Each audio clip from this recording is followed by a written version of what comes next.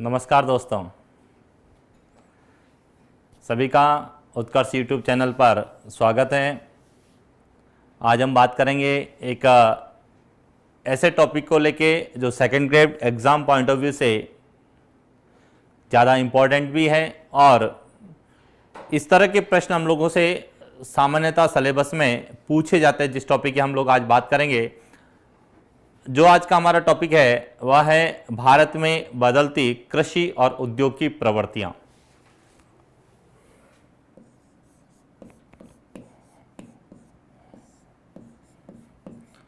भारत में बदलती कृषि और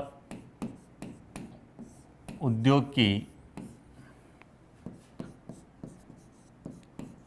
प्रवृत्तियां। सामान्यतः इस टॉपिक में जो प्रश्न हम लोगों से पूछे जाते हैं, मैं उन प्रश्नों की बात करूंगा जो पिछले एग्जाम्स में पूछे गए हैं। यदि हम उद्योग के लेके चलें कि उद्योग को लेके अब तक कैसे प्रश्न पूछे गए, तो सामान्यतः उद्योग को लेके जो प्रश्न पूछे गए कि ब्रिटिश भारत में यानी स्वतंत्रता से पूर्व और स्वतंत्रता के बाद में भारत में उद्योगों के विकास के लिए क्या क्या बदलाव किया गया। बदलाव दो रूप से किया गया। एक बदलाव किया गया था नीतिगत बदलाव,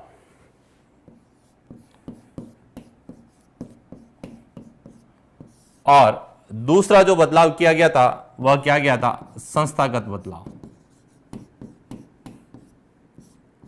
नीतिगत और संस्थागत, सामान्यतः हमारा जो प्रश्न है वह संस्थागत बदलाव को लेके ज्यादा पूछा जाता है, लेकिन वर्तमान सरकार की बात करें तो नीतियों पर कई बदलाव किए गए हैं, कई नीतियों में बदलाव आया है। तो कहीं ना कहीं हमारा प्रश्न नीतिगत बदलाव या संस्थागत बदलाव को लेके पूछा जाता है।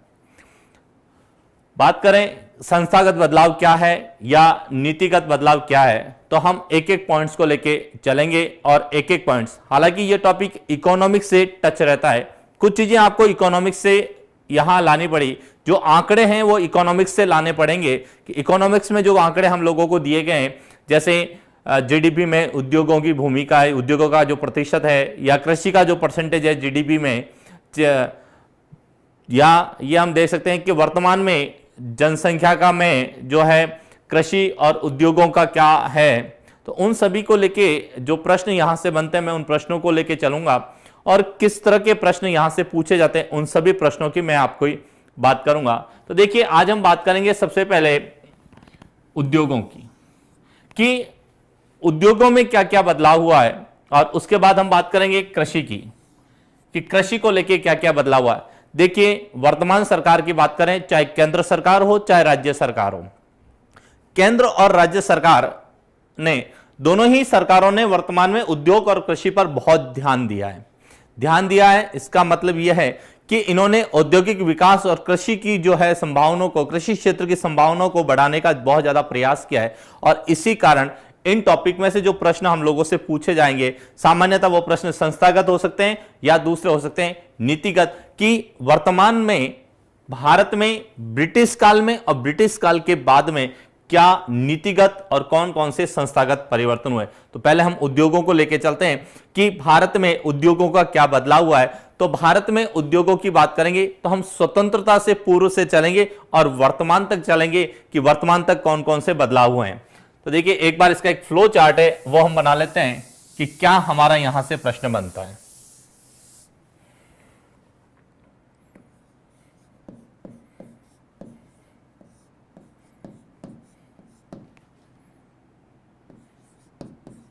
भारत में बदलती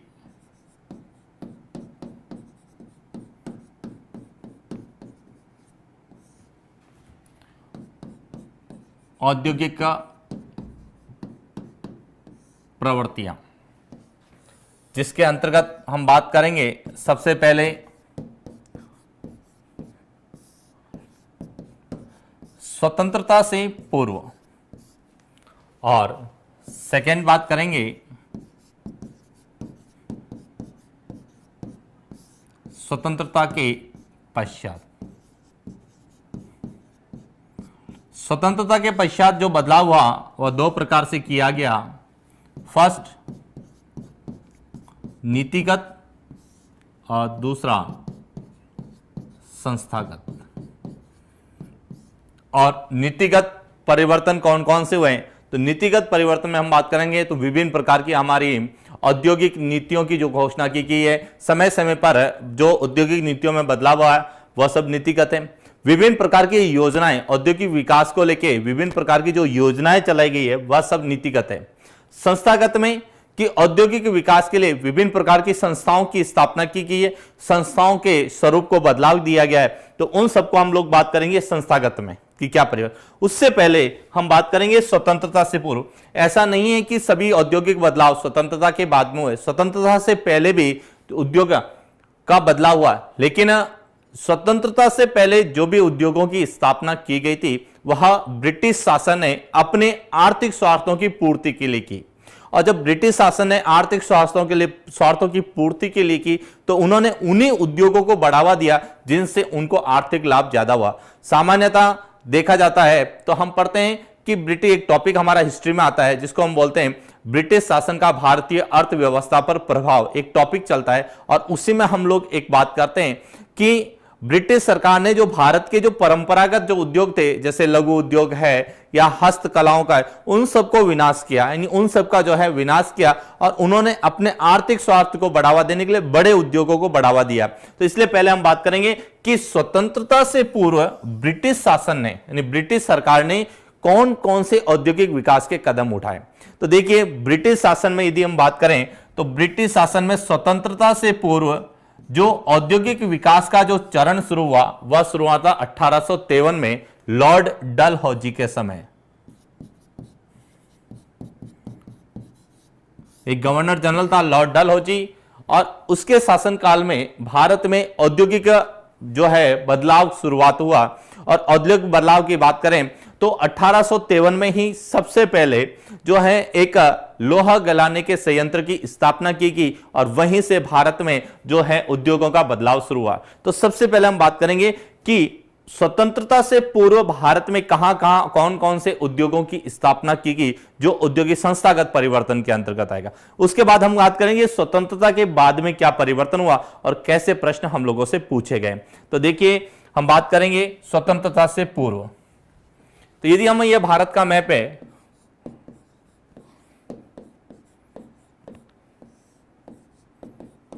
स्वतंत्रता से पूर्व स्थापित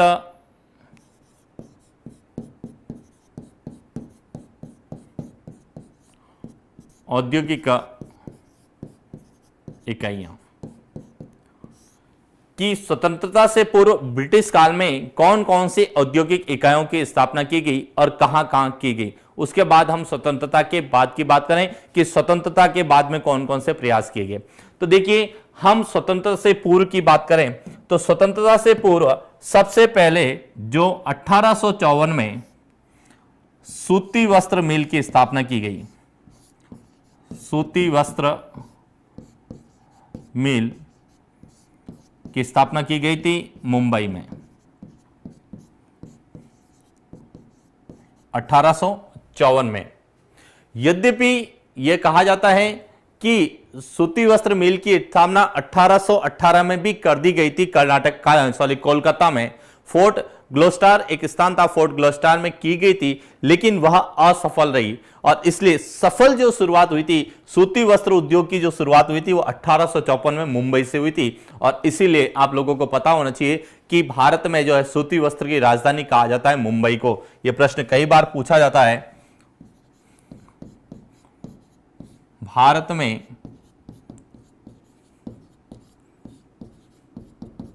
सूती वस्त्र की राजधानी मुंबई को कहा जाता है और यहां से भारत में सूती वस्त्र उद्योग की शुरुआत मानी जाती है, एक सफल शुरुआत। सेकेंड हम बात करें तो सूती वस्त्र के साथ साथ वहां पर जूट का भी बहुत ज्यादा तो था, तो जूट के कारखाने की, यानी जूट के कारखाने की जो सबसे पहले स्थापना की गई थी वो की गई थी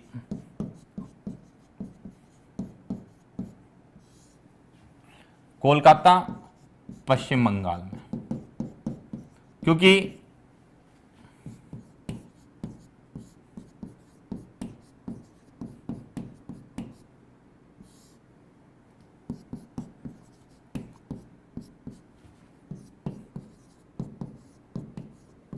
1855 में प्रथम जूट कारखाने की स्थापना कोलकाता पश्चिम बंगाल में की गई थी। यदि इसमें कई बार हम लोगों से पूछा जाता है कि स्थान, तो स्थान है रिसरा।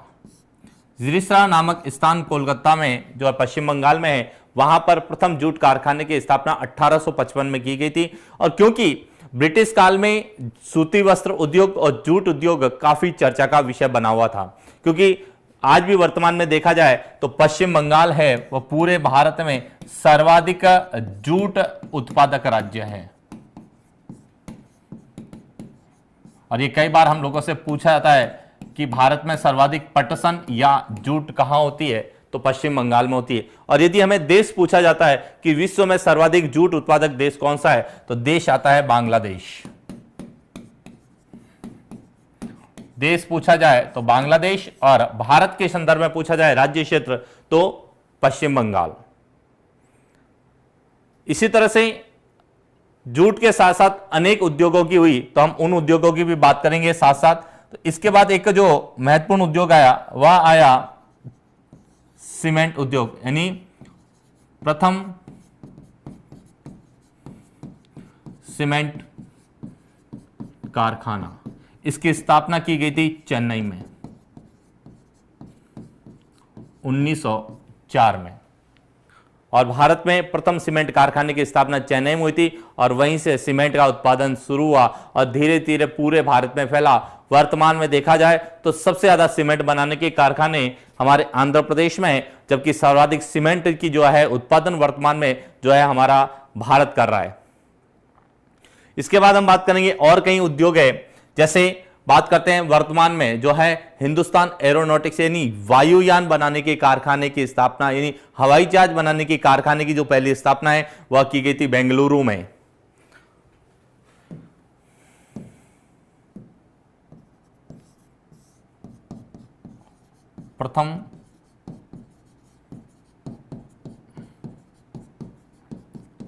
प्रथम वायुयान निर्माण कारखाना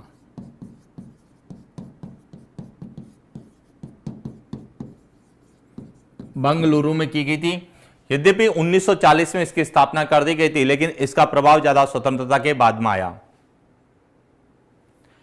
इसके साथ और भी कई छोटे छोटे और उद्योग, जैसे दिया सलाई उद्योग की बात करें तो दिया सलाई उद्योग की शुरुआत हुई थी प्रथम दिया सलाई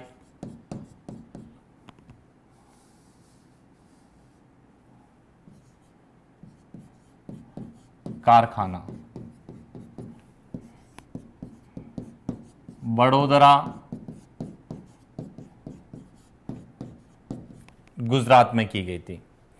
तो इस तरह से हमारे जो है भारत में उद्योगों का विकास हुआ, और स्वतंत्रता के बाद आप इसका स्क्रीनशॉट ले लीजिए। इसके बाद हम बात करेंगे और कौन कौन से उद्योगों की स्थापना की गई।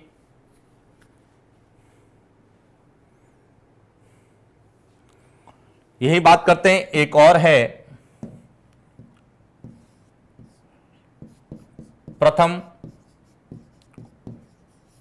ऊनी वस्त्र मिल की स्थापना कानपुर में की गई थी 1876 में। प्रथम ऊनी वस्त्र मिल की स्थापना की गई थी। माचिस उद्योग वही दिया सलाई या माचिस उद्योग बड़ोदरा से शुरू हुआ था। गुजरात से पहली जो स्थापना गुजरात में की गई थी 1923 के आसपास की गई थी। तो इस तरह से स्वतंत्रता से पूर्व जो है भारत में उद्योगों का विकास हुआ। राजस्थान में चित्तौड़गढ़, हम राजस्थान की भी बात करेंगे जब राजस्थान की उद्योग, दिया सलाई यानी माचिस उद्योग, मैच बॉक्स, माचिस, दिया सलाई या माचिस या मैच बॉक्स। तो ये हमारे जो है स्वतंत्रता से पहले कहां कहां है, इसमें और भी है, हम उनकी भी बात करेंगे। भारत में औद्योगिक क्रांति की बात करेंगे कि भारत में औद्योगिक क्रांति कब हुई। तो देखिए, भारत में यदि औद्योगिक क्रांति ब्रिटिश काल की बात करते हैं तो भारत में ब्रिटिश काल की औद्योगिक क्रांति की शुरुआत 1853 लॉर्ड डलहौजी के समय मानी जाती है, जिसका प्रश्न हमें इतिहास में पूछा जाता है कि आधुनिक भारत का निर्माता किसे कहते हैं। यह प्रश्न कई बार पूछा जाता है कि आधुनिक भारत का निर्माता किस गवर्नर जनरल को कहा जाता है। सामान्यतः हमें 4-5 जो है गवर्नर जनरल हर एग्जाम में पूछे जाते हैं और वो फिक्स है। कौन कौन से मैं वापस एक बार रिपीट करना चाहूंगा, क्योंकि हो सकता है कि जो चीज़ ज्योग्राफी की है वो हिस्ट्री में नहीं पूछी है, ऐसा कुछ भी नहीं है। जो हिस्ट्री की है वो ज्योग्राफी में पूछी जाती है, ज्योग्राफी की हिस्ट्री में कहीं। तो 4-5 जो गवर्नर जनरल है मैं उनका इसलिए करना चाहूंगा कि उनका जो है बहुत बार पूछा जाता है। सबसे पहला जो प्रश्न गवर्नर जनरल के संदर्भ में पूछा वो लॉर्ड डलहौजी को लेकर पूछा जाता है कि भारत में जो है आधुनिक भारत का निर्माता किसे कहते हैं। तो क्यों कहते हैं, कैसे कहते हैं, मैं उसकी बात करूंगा। इसलिए कहा जाता है क्योंकि देखा जाए तो भारत में जो संचार क्रांति आई, यानी जो हमारी तार सेवा की शुरुआत हुई, वह लॉर्ड डलहौजी की देन है। भारत में जो परिवहन की क्रांति आई, जो है परिवहन संबंधी यातायातों का जो है, तो रेल का बात करेंगे तो सबसे ज्यादा जो है कह सकते हैं ना शुरुआत जो हुई लॉर्ड डलहौजी के समय में हुई। बात करें वन विभाग की स्थापना, वनों के संरक्षण की जो सबसे पहले बात की गई थी वो लॉर्ड डलहौजी के संबंध में की गई थी। और नाप तोल के संदर्भ में जो किया गया था, या बात करें अपन उद्योगों के विकास के बात में किया गया था, ये सब उसमें की गई थी। तो इसलिए लॉर्ड डलहौजी को भारत का जो है आधुनिक भारत का निर्माता कहा जाता है। दूसरा, जब हम कृषि की बात करें तो कृषि में जो बदलाव आया था तो वो लॉर्ड कॉर्नवालिस को जाता है कि कृषि की उद्योग की बदलती प्रवृत्तियों में बात करेंगे हम, लॉर्ड कॉर्नवालिस को बोलते हैं स्थायी बंदोबस्त का जन्मदाता जिसको बोलते हैं, या भारत में जो है ये कहा सकता है नागरिक सेवा का जनक जिसको हम लोग कहते हैं, लॉर्ड कॉर्नवालिस को कहते हैं कि जिला कलेक्टर का पद उसके संबंध में सर्जित किया गया था। तो ये प्रश्न कई बार हमें हिस्ट्री में पूछा था। फिर एक स्थानीय स्वशासन का जनक है तो लॉर्ड रिपन को कहा जाता है, ये आप लोगों को पॉलिटी में पढ़ाया गया होगा जब स्थानीय स्वशासन हम लोग पढ़ते हैं। और वहीं एक लॉर्ड वेलेजली को पढ़ाया जाता है सहायक संधियों के संदर्भ में। लिखना है जरूर, मैं लिखूंगा इन चीजों को कि यूं ये बहुत बार पूछा जाता है। जनगणना की भी हुई थी, जनगणना हुई थी, लेकिन जनगणना से ज्यादा जो है स्थानीय स्वशासन बहुत ज्यादा पूछा था कि स्थानीय स्वशासन का जनक कौन था। पहला प्रश्न मैं वापस रिपीट कर रहा हूं, आप नोट करते रहिए। स्थानीय स्वशासन का जनक लॉर्ड रिपन को कहा जाता है। स्थायी बंदोबस्त का जनक जो कहा जाता है लॉर्ड कॉर्नवालिस को कहा जाता है। बात करते हैं आधुनिक भारत का निर्माता लॉर्ड डलहौजी को कहा जाता है। और सहायक संधियों का जो कहा जाता है वह कहा जाता है लॉर्ड वेलेजली को। भारत में वास्तव में सहायक संधियों की शुरुआत जो है वह की गई थी फ्रांसीसियों द्वारा की गई थी। अल्मीडो करके एक फ्रांसीसी था, उसके द्वारा कर दी गई थी, लेकिन भारत में जो उसकी शुरुआत जो की थी वो सबसे पहले की थी लॉर्ड वेलेजली को। तो सहायक संधियां की जन्मदाता कहा जाता है। तो ये प्रश्न कई बार हम लोगों से पूछा भी जाता है कि हम इनको इस साथ में हिस्ट्री को भी लेते चलेंगे कौन कौन से प्रश्न हमारे। इसके बाद हम बात करते हैं और कई चीजों की कि स्वतंत्रता के बाद में कितना बदलाव हुआ। तो देखिए, स्वतंत्रता के बाद की बात करते हैं कि स्वतंत्रता के बाद में भारत में क्या क्या बदलाव हुआ। तो मैं दो बदलाव एक साथ चलूंगा, एक तो नीतिगत बदलाव और दूसरा हम बात करेंगे वह करेंगे संस्थागत बदलाव। तो पहले मैं नीतिगत बदलाव की बात करूंगा कि स्वतंत्रता के बाद में भारत में कौन कौन से नीतिगत बदलाव हुए।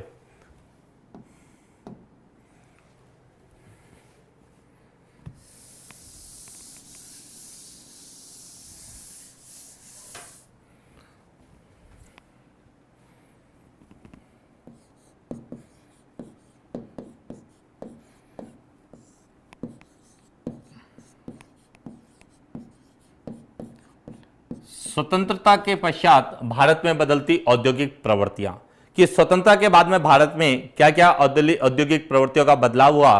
तो दो तरह का बदलाव हुआ। फर्स्ट बात करेंगे हम नीतिगत बदलाव,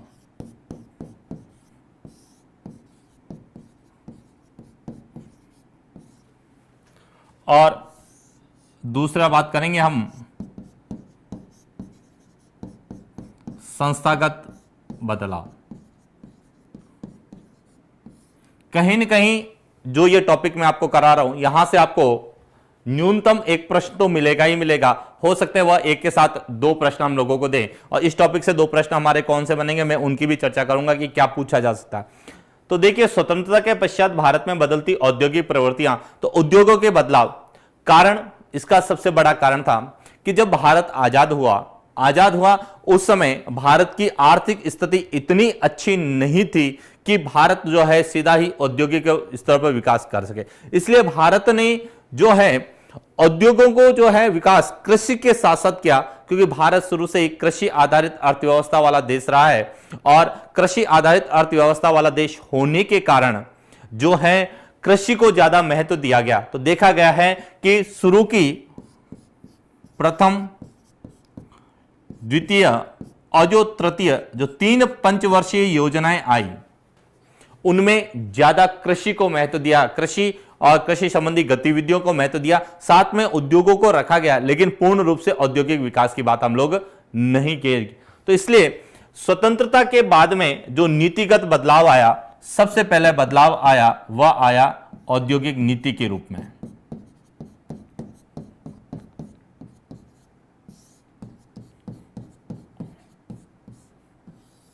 और भारत ने या तत्कालीन सरकार ने औद्योगिक नीतियों की घोषणा की।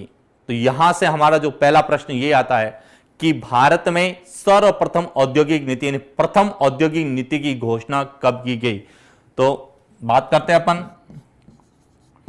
प्रथम औद्योगिक नीति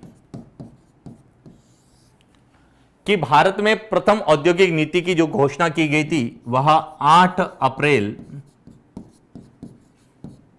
1948 में की गई। तो पहला शुरुआत हो गया कि स्वतंत्र भारत में प्रथम औद्योगिक नीति की घोषणा कब की थी, 1948 में, 8 अप्रैल 1948 में की गई थी। और इसमें क्या किया गया, तो हम बात करेंगे यहां जो सबसे इंपॉर्टेंट चीज आती है कि प्रथम औद्योगिक नीति में एक परिभाषा दी कि भारत जो है एक जो अर्थव्यवस्था होगी वह कैसी अर्थव्यवस्था होगी, मिश्रित अर्थव्यवस्था। और यह प्रश्न हमें एग्जाम सेकंड ग्रेड में पूछा गया है, और प्रश्न पूछा गया था मिश्रित अर्थव्यवस्था का तात्पर्य है या मिश्रित अर्थव्यवस्था से आप क्या समझते हैं, इस तरह से हमारा प्रश्न पूछा जाता है। तो भारत में जो है प्रथम औद्योगिक नीति की घोषणा 1948 में की गई, और जिसमें कहा गया कि भारत की अर्थव्यवस्था कैसी होगी, मिश्रित अर्थव्यवस्था होती है। तो यह प्रश्न हम लोगों से पूछा जा सकता है कि भारत मिश्रित अर्थव्यवस्था है, इसका संबंध किससे है। तो भारत मिश्रित अर्थव्यवस्था, इसका संबंध है प्रथम औद्योगिक नीति 8 अप्रैल 1948। सेकंड प्रश्न इसी से जो बनता है वह बनता है कि मिश्रित अर्थव्यवस्था किसे कहते हैं, यानी मिश्रित अर्थव्यवस्था का तात्पर्य क्या है। तो मिश्रित अर्थव्यवस्था का तात्पर्य है जहां सार्वजनिक प्लस निजी, सार्वजनिक और निजी दोनों भागीदारी यदि एक साथ रहती है तो वह कहलाती है मिश्रित अर्थव्यवस्था। और यह हमारा प्रश्न सेकंड ग्रेड में कई बार इकोनॉमिक्स में पूछा जाता है। मिश्रित अर्थव्यवस्था है जहां सार्वजनिक और निजी दोनों की संयुक्त भागीदारी होगी, वह अर्थव्यवस्था कैसी कहलाएगी, मिश्रित अर्थव्यवस्था। और भारत में इसकी शुरुआत स्वतंत्रता के बाद में 1948 से शुरू हो गई। तो हमारा प्रश्न यहां प्रथम औद्योगिक नीति को लेके, उसके प्रारंभ को लेके और उसके संबंध में दिए गए वक्तव्य को लेके पूछा जा सकता है। कृषि प्लस उद्योग, कहीं कमेंट्स कर रहे हैं कि कृषि प्लस उद्योग, कृषि और हम पहले उद्योगों की बात करेंगे। जब उद्योगों की बात करेंगे, क्योंकि भारत में जो उद्योग है उनका जो वर्गीकरण किया गया वो 3 आधार पर किया गया है।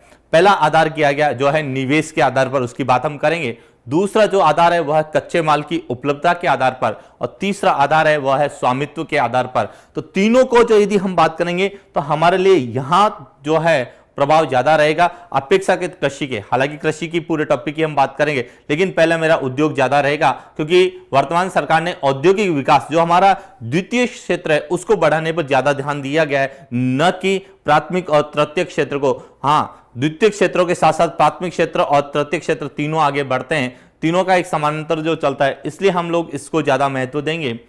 तो पहला ये कि पहली औद्योगिक नीति जिसमें जो है औद्योगिक नीति का किया गया। फिर बात आता है कि जब 1948 में हुई तो औद्योगिक नीति में कुछ कमियां थी। जब शुरुआत होती है तो कुछ कमियों के साथ होती है। तो द्वितीय औद्योगिक नीति यानी सेकंड जो औद्योगिक नीति की बात करते हैं, तो आप पहले इसका स्क्रीनशॉट ले लीजिए। इसके बाद हम बात करते हैं सेकंड, और क्या क्या औद्योगिक नीतियों में बदलाव किया गया और किस तरह के प्रश्न हम लोगों से पूछे गए।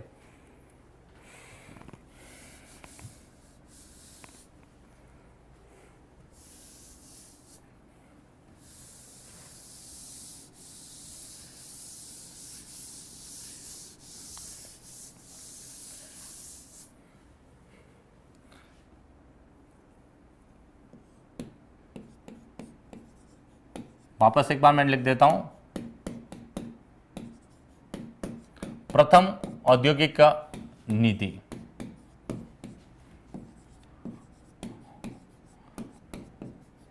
आठ अप्रैल 1948, और इसमें कहा गया भारत की अर्थव्यवस्था को परिभाषित किया गया कि भारत कैसी अर्थव्यवस्था होगा, मिश्रित अर्थव्यवस्था वाला देश होगा।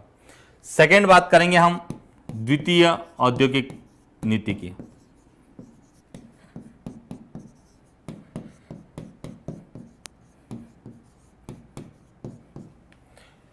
इसकी घोषणा सन 1956 में की गई, 1956 में की गई। और इसमें जो हमारा एक प्रश्न आता है, वह प्रश्न आता है कि प्रथम में तो मिश्रित अर्थव्यवस्था थी, द्वितीय औद्योगिक नीति में इन्होंने जो है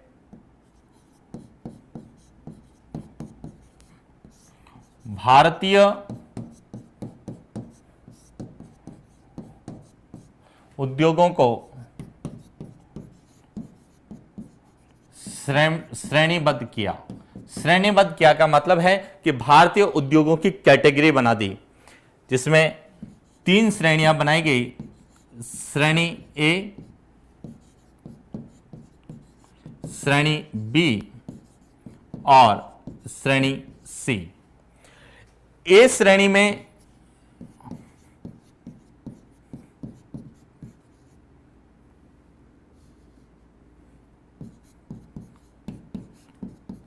केंद्र सरकार के उद्योगों को शामिल किया गया जो सेंट्रल गवर्नमेंट के थे। बी श्रेणी में राज्य सरकार के उद्योगों को शामिल किया जिस पर राज्य सरकार का स्वामित्व था। और सी श्रेणी में जो ए और बी में शामिल नहीं थे, इसका मतलब निजी क्षेत्र वाले उद्योगों को, और सहकारी क्षेत्र के, निजी और सहकारी क्षेत्र के जो उद्योग है वह सब सी श्रेणी के उद्योगों में डाला गया। तो यहां से हमारा एक प्रश्न जो पूछा जाता है वह पूछा जाता है भारतीय उद्योगों का आरक्षण किसे कहा जाता है। प्रश्न में पूछा जाता है, इनडायरेक्टली पूछा जाता है, और वह प्रश्न है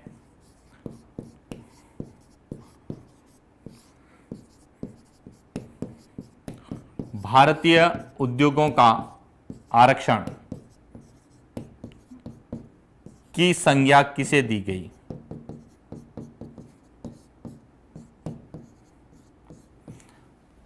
तो देख लीजिए यहां पर जो है उद्योगों को श्रेणीबद्ध किया गया, आरक्षित किया गया कि ए श्रेणी में वो उद्योग आएंगे जो केंद्र सरकार के स्वामित्व में रहेंगे, बी श्रेणी में वो उद्योग आएंगे जो राज्य सरकार के स्वामित्व में रहेंगे, और सी श्रेणी में वो आएंगे जो केंद्र और राज्य के साथ नहीं है, वह जो है निजी या सहकारी क्षेत्र के। तो हमारा प्रश्न यहां से बन सकता है कि भारतीय उद्योगों का आरक्षण की संज्ञा किसे दी गई थी।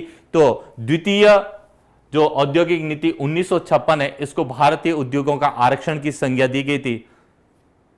तो ये सामान्य ज्ञान के लिए है पूरा, ये फर्स्ट पेपर की ही है। फर्स्ट पेपर के अकॉर्डिंग ही मैं आपको बता रहा हूं कि फर्स्ट पेपर में कैसे प्रश्न पूछे जाते हैं। फर्स्ट प्रश्न में पूछा जाता है तो मिश्रित अर्थव्यवस्था किसे कहते हैं। दूसरा प्रश्न यहां से बनता है कि भारतीय उद्योगों का आरक्षण की संज्ञा किसे दी गई है। और हालांकि इसलिए ये चीजें कि इसमें 3 कैटेगरी बनाई गई थी, ए, बी और सी।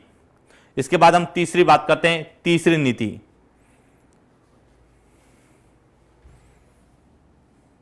अब इसका स्क्रीनशॉट ले लीजिए, इसके बाद हम आगे की बात करते हैं। सबके बारे में बताऊंगा, राहुल किला के बारे में, भिलाई के बारे में, जितने प्रश्न यहां से बनते हैं उन सभी प्रश्नों की मैं बात करूं। आप स्क्रीनशॉट ले लीजिए। मैं एक एक पॉइंट को लेकर चल रहा हूं कि क्या क्या प्रश्न हमारे यहां से पूछे जा सकते हैं, क्योंकि जहां तक मेरा अनुभव है कि काफी प्रश्न हम लोग जो है डायरेक्ट करने की कोशिश करते हैं, जबकि ज्योग्राफी एक ऐसा है, अब सिस्टम से चलेंगे तो ज्यादा से ज्यादा प्रश्न हम लोगों से लिखा है 20 अप्रैल 1956, ये सही है 20 अप्रैल 1956 को जो हुई थी, लेकिन हम लगभग यहां जब प्राचीन की बात करते हैं तो लगभग हम उसकी बात करते हैं सन की, कि वह नीति कौन से सन में लागू की गई। आप स्क्रीनशॉट ले लीजिए।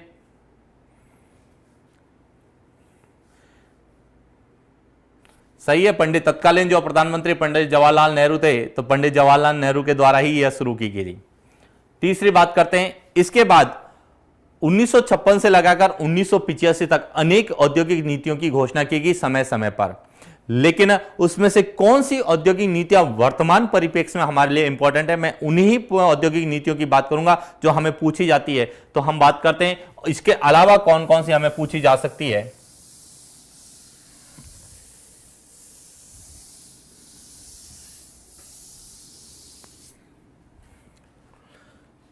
तीसरी बात करेंगे हम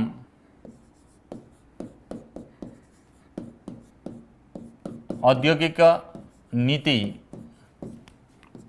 1973 की। औद्योगिक नीति 1973 यह हमारे लिए इसलिए इंपॉर्टेंट है क्योंकि इस औद्योगिक नीति में पहली बार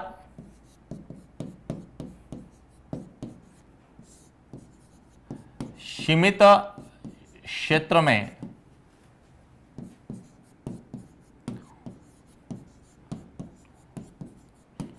विदेशी निवेश की अनुमति दी गई।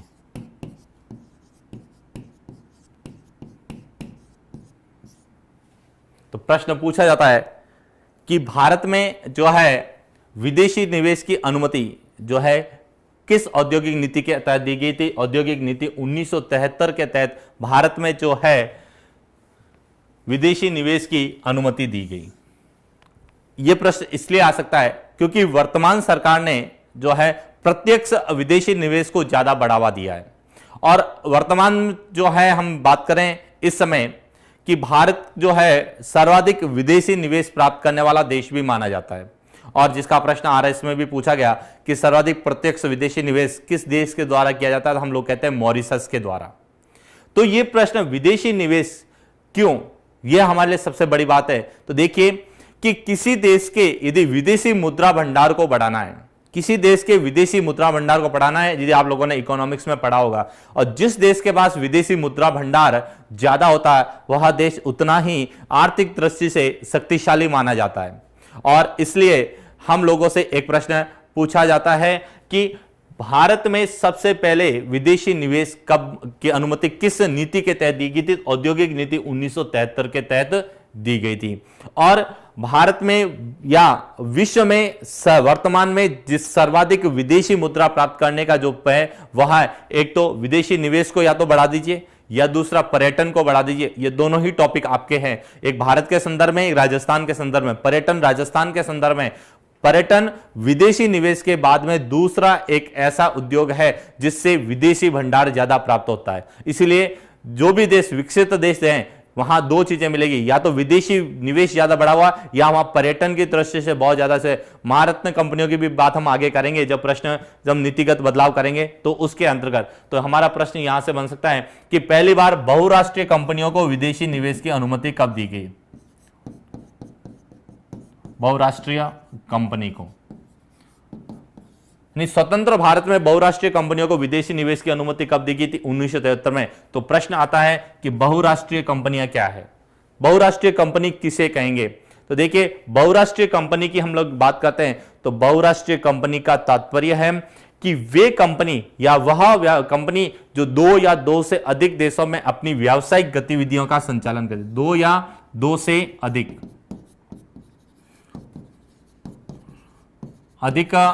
देशों में व्यावसायिक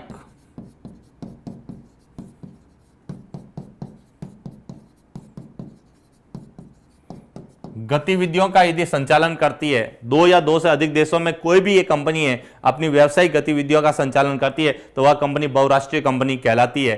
तो हमें बहुराष्ट्रीय कंपनी को लेकर भी प्रश्न पूछा जा सकता है कि बहुराष्ट्रीय कंपनी से क्या तात्पर्य है।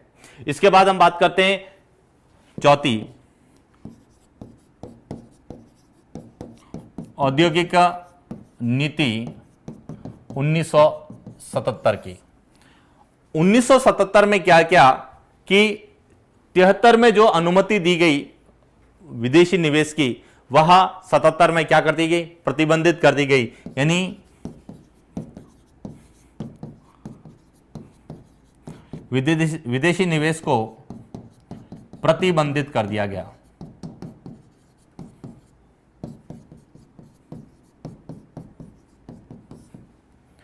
यानी विदेशी निवेश को क्या कर दिया गया, प्रतिबंधित कर दिया गया।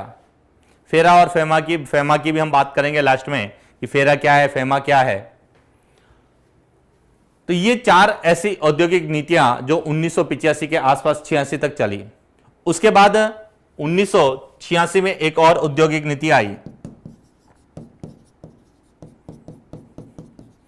औद्योगिक नीति 1986। इसमें लाइसेंस प्रक्रिया का सरलीकरण किया गया। इसमें लाइसेंस प्रक्रिया का क्या किया गया, सरलीकरण किया गया। तो इस तरह से ये 3 पॉइंट्स हम लोगों को पूछे जाते हैं औद्योगिक नीति में, जिसमें सबसे ज्यादा प्रश्न इंपॉर्टेंट है हमारा 1973 और 1956 और 1948 वाला, और यह औद्योगिक नीति। इसके बाद में जो 1991 की औद्योगिक नीति आई, उसको लेके हमारे कई प्रश्न बनते हैं। हम उनकी बात करते हैं कि इसके अलावा क्या किया गया। आप इसका स्क्रीनशॉट ले लीजिए। इसके बाद पूछा जाता है, प्रतिबंधित करने का दूसरा कारण था कि भारतीय उद्योगों पर ब्रिटिश प्रभाव यानी अन्य जो देशों बहुराष्ट्रीय कंपनियों का प्रभाव नहीं हो, क्योंकि स्वदेशवाद शुरू हुआ गया था। वहां जैसे कहते हैं ना, स्वदेशियों के प्रति जो है वह शुरुआत हुई थी। इसलिए हमें से 48, 56, 73, 77 और 86, उसमें से मुख्य रूप से 48, 56 और 73 हमारे लिए ज्यादा इंपॉर्टेंट रहेगी।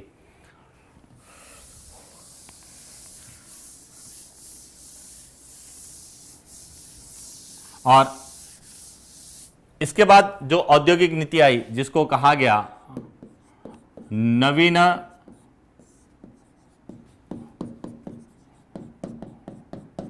औद्योगिक नीति 1991, पीवी नरसिंहा राव के समय आई थी।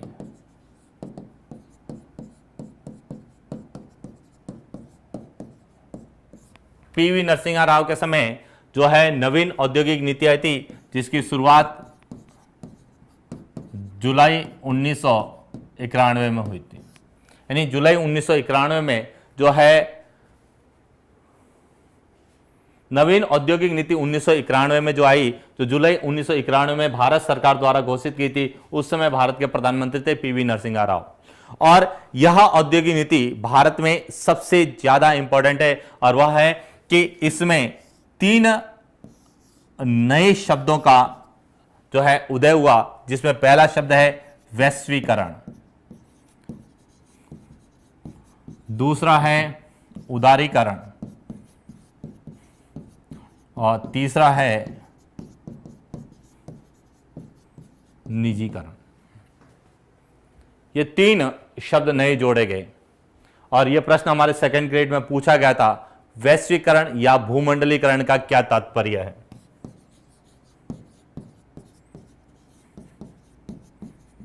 सेकंड ग्रेड में पूछा गया था, वैश्वीकरण या भूमंडलीकरण का क्या तात्पर्य है। तो देखिए, वैश्वीकरण या भूमंडलीकरण की बात करें तो वैश्वीकरण या भूमंडलीकरण कहेंगे किसी अर्थव्यवस्था को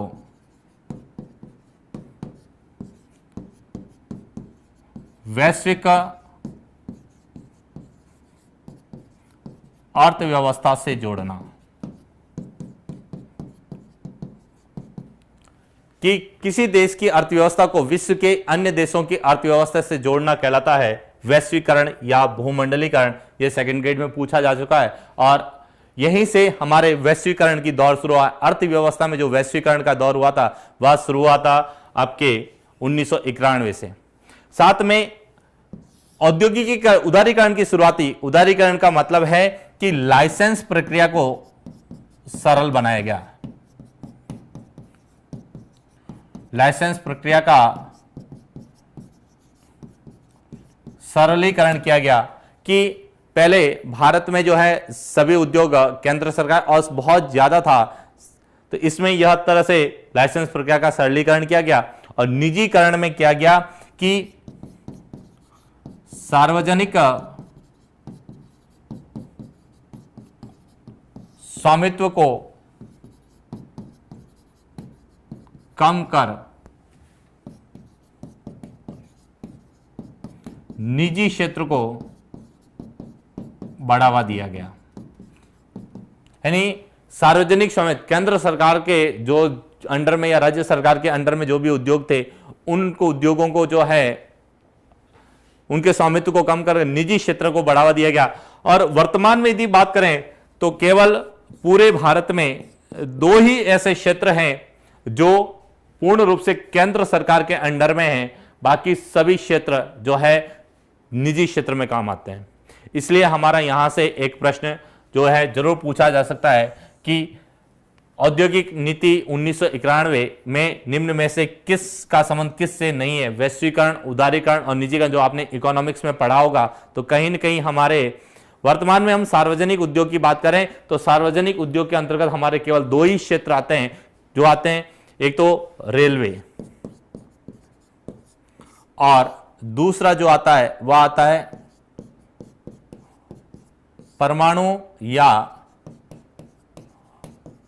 आणविक खनिज के संबंध में जो भी है। ये 2 क्षेत्र केंद्र सरकार के पास है, बाकी सभी क्षेत्रों को जो है उन्होंने इसके साथ साथ बांट दिया है निजी क्षेत्र में, सार्वजनिक के साथ साथ निजी क्षेत्र में है। तो हमारे यहां से प्रश्न बनता है नवीन औद्योगिक नीति 1991 को लेके, और यह 3 प्रश्न जो है इसके संबंध में पूछे जा सकते हैं। इनके अर्थ को लेके पूछा जाए कि उदारीकरण का क्या तात्पर्य है, निजीकरण से आप क्या समझते हैं, या वैश्वीकरण क्या है।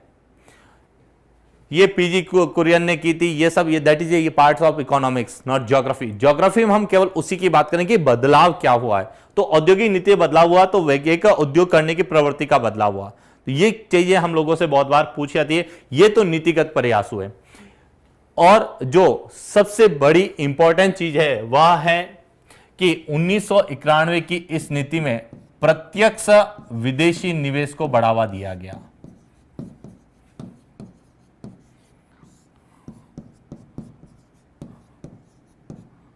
प्रत्यक्ष विदेशी निवेश की शुरुआत जो हुई थी वह भारत में कब हुई थी? 1991 की औद्योगिक नीति के तहत हुई। और वर्तमान में भारत में जो है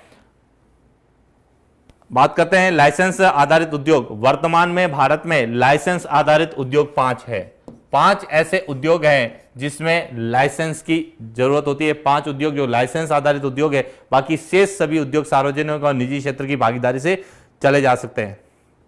तो यह प्रश्न हम लोगों से पूछा जा सकता है कि भारत में प्रत्यक्ष विदेशी निवेश की शुरुआत कब की गई थी? तो 1991 की औद्योगिक नीति के तहत की गई थी। और वर्तमान में 5 जो है ऐसे उद्योग हैं जिनमें लाइसेंस की है, और 2 ऐसे क्षेत्र हैं जिन पर पूर्ण रूप से जो है केंद्र का स्वामित्व है, बाकी सब जो है अन्य क्षेत्रों में काम आते हैं। तो यह हमारा था एक नीतिगत जो है बदलाव हुए।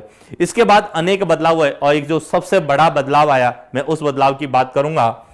आप इसका स्क्रीनशॉट ले लीजिए। इसके बाद जो बड़ा बदलाव आया वह बदलाव मैं बात करूंगा कि वो बदलाव आया 2006 में, और 2006 का बदलाव वर्तमान में बहुत बार पूछा जाता है।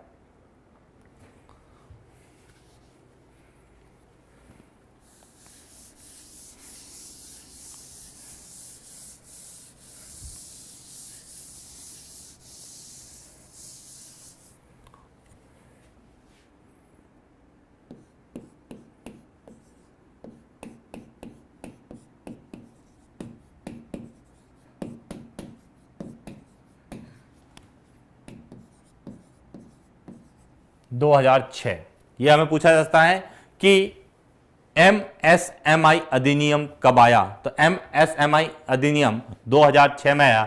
एम का मतलब है माइक्रो, एस का मतलब है स्मॉल, एम का मतलब है मीडियम, आई का मतलब है इंडस्ट्रीज।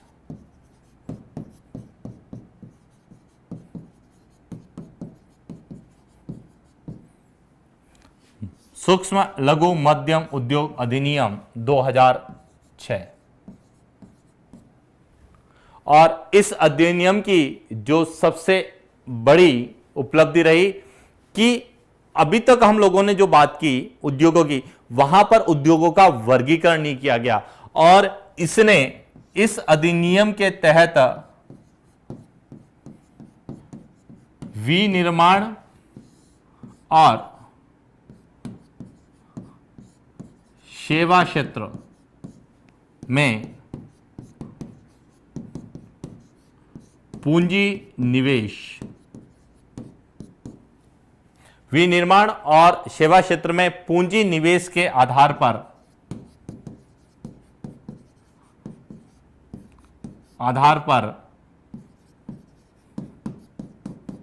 उद्योगों का वर्गीकरण किया गया। और इसलिए यह हमारे इंपॉर्टेंट है, और आप लोगों को यह पता भी होना चाहिए कि राजस्थान के संदर्भ में बहुत ज्यादा है कि राजस्थान सरकार ने वर्ष 2015 में एक नीति की घोषणा की जिसको हम बोलते हैं MSMI नीति 2015, जिसकी शुरुआत की गई थी 17 सितंबर 2015 को। और कहीं न कहीं हमारा प्रश्न 17 सितंबर को लेके पूछा जाता है कि 17 सितंबर को कौन सा दिवस मनाया जाता है, तो 17 सितंबर को यह दिवस मनाया जाता है। और यह दिवस किस जयंती को मनाया जाता है, तो 17 सितंबर को जो है MSMI दिवस विश्वकर्मा जयंती पर मनाया जाता है। और यह प्रश्न हम लोगों से पूछा जा सकता है।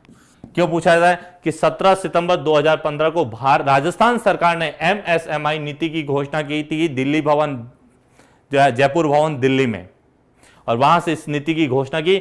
और उसने जो है यह अधिनियम कहता है कि उद्योगों का जो है वर्गीकरण विनिर्माण और सेवा क्षेत्र में निवेश के आधार पर किया जाता है। और इसी को लेकर राजस्थान सरकार ने अपनी एक नीति बनाई जिसको कहा गया सूक्ष्म लघु मध्यम उद्योग नीति 2015।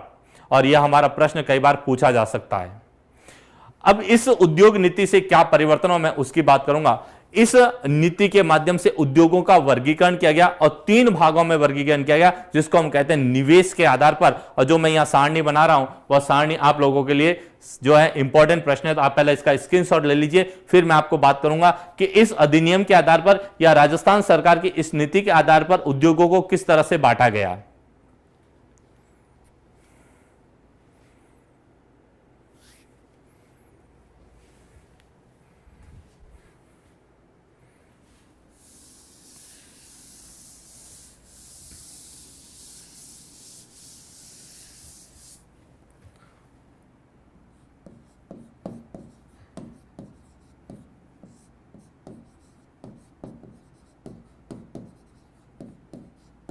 निवेश के आधार पर 3 उद्योग दिए गए, सूक्ष्म या कई जगह लिखा हुआ है अति लघु उद्योग, दूसरा है लघु उद्योग, और तीसरा है मध्यम उद्योग। जो चीज मैं आपको बता रहा हूं, ये प्रश्न एलडीसी में डायरेक्ट वैसा ही पूछा गया जैसा मैंने यहां एक डायग्राम बनाया, मैं बताऊंगा कि क्या प्रश्न था। इसमें कहा गया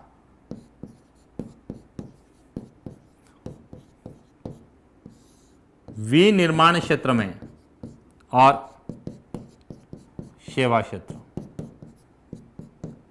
विनिर्माण क्षेत्र में 25 लाख रुपए तक और सेवा क्षेत्र में 10 लाख रुपए तक निवेश किया जा सकता है। यदि अपन किसी भी उद्योग में 25 लाख रुपए तक का विनिर्माण क्षेत्र का मतलब है मशीनरी, यदि हम 25 लाख रुपए तक की मशीनरी और 10 लाख रुपए तक का ये सेवा क्षेत्र का इन्वेस्ट करते हैं तो वह उद्योग जो है सूक्ष्म उद्योग या अति लघु उद्योग श्रेणी में आता है। उसके बाद हम बात करते हैं लघु, तो यहां हो जाएगा 25 लाख से 5 करोड़। यदि हम विनिर्माण क्षेत्र में 25 लाख से 5 करोड़ गए तो लघु उद्योग की है, और 10 लाख से 2 करोड़ की यदि हम बात करते हैं तो यह हो जाएगा हमारा लघु उद्योग। और इसमें 5 करोड़ से यदि हम 10 करोड़ की बात करते हैं निवेश में विनिर्माण क्षेत्र में, और 2 करोड़ से 5 करोड़ रुपए तक की यदि हम बात करते हैं सेवा क्षेत्र की, तो वो मध्यम श्रेणी की है। और इसमें से जो हमें प्रश्न पूछा गया था एलडीसी में, वह प्रश्न ये पूछा गया था,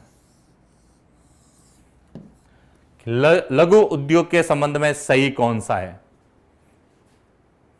सेवा क्षेत्र का मतलब है कि बैंकिंग के रूप में या किसी को एक सर्विस के रूप में यदि हम खर्च करते हैं, सर्विस सेक्टर में यदि हम खर्च कर सकते हैं तो अधिकतम 10 लाख रुपए तक, और मशीनरी अधिकतम हम 25 लाख रुपए तक की खरीद सकते हैं। विनिर्माण क्षेत्र में 25 लाख और सेवा क्षेत्र में सर्विस सेक्टर में यदि हम 10 लाख रुपए तक का इन्वेस्टमेंट करते हैं तो वह कहलाएगा सूक्ष्म।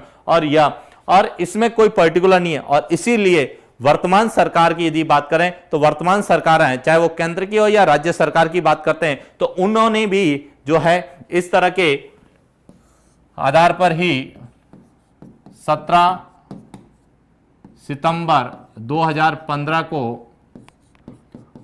राजस्थान राज्य सूक्ष्म लघु मध्यम उद्योग नीति 2015 की घोषणा की। और इसलिए प्रश्न हमारा पूछा जा सकता है कि 17 सितंबर को किस रूप में मनाया जाता है, तो 17 सितंबर को कहते हैं सूक्ष्म लघु मध्यम उद्योग दिवस, और इस दिन होती है विश्वकर्मा जयंती। तो यहां से हमारा एक प्रश्न करंट को लेकर सीधा पूछा जा सकता है। यह सभी एग्जाम्स, ऐसा कोई नहीं है राजस्थान सरकार का किसी भी, राजस्थान में यदि किसी भी संस्था का कोई भी एग्जाम है जिसमें उद्योग का हो, उसके संदर्भ में भी पूछा जा सकता है। कुटीर उद्योग की बात करते हैं, देखिए कुटीर उद्योग है वह परिवार है जहां पर 1 लाख रुपए तक का इन्वेस्टमेंट किया जा सकता है। लेकिन कुटीर उद्योग की जो सबसे बड़ी बात है कि उसमें परिवार के सदस्य अधिकतम 9 सदस्य जो है भाग लेते हैं, उससे अधिक यदि 10 हो जाते हैं तो उसके लिए रजिस्टर पंजीकरण की आवश्यकता रहती है, और पंजीकरण की जैसी आवश्यकता होगी वह सब इस कैटेगरी में आ जाएगा। उसमें निवेश कितना किया जा सकता है, यदि निवेश इतना है तो सूक्ष्म, इतना है तो लघु, और इतना है तो मध्यम। इसलिए यह हमारे लिए जो है पूछा जा सकता है कि निवेश के आधार पर कितने निवेश की कैटेगरी पूछी जा सकती है, और यह पूछा जा सकता है कि इसके लिए कौन सा अधिनियम बनाया गया था, तो 2006 में बना था, और राजस्थान में कब इसकी नीति लागू की गई थी, तो 17 सितंबर 2015 को लागू की गई। कहीं न कहीं ये हमारे प्रश्न important exam point of view से, इसका आप स्क्रीनशॉट ले लीजिए। इसके बाद हम बात करते हैं और क्या बदलाव किया गया। और बदलाव हम लोगों को करंट में मिलेगा कि वर्तमान सरकार ने औद्योगिक विकास के लिए जो है कई नीतियां बनाई। उन नीतियों में कुछ योजनाएं हम लोगों से पूछी जाती है, और जो योजनाएं हैं वो मैं आपको बता देता हूं। एक तो कौशल विकास कार्यक्रम, ये हम लोगों से पूछा जा सकता है, इसके बारे में आप लोगों को करंट में देखना है। एक स्टार्टअप और स्टैंड अप योजना, स्टार्टअप और स्टैंड अप योजना भी आप लोग जरूर देख के जाएं, कहीं ना कहीं हमारा स्टार्टअप और स्टैंड अप योजना पूछी जा सकती है। और एक और जो है वर्तमान भारत सरकार ने एक और नीति शुरू की है जिसको कहते हैं विदेश व्यापार नीति, और विदेश व्यापार नीति भी हमारे लिए इंपॉर्टेंट हो सकती है। तो एक और मैं नीति की बात करूंगा जो नीतिगत बदलाव किया गया है।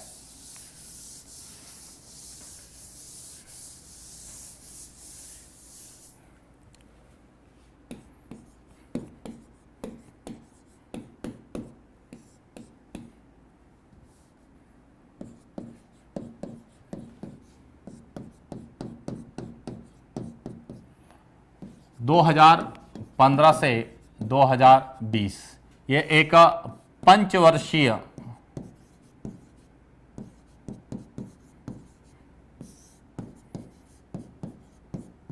नीति है जिसे विदेश व्यापार नीति कहा गया, और इस नीति के तहत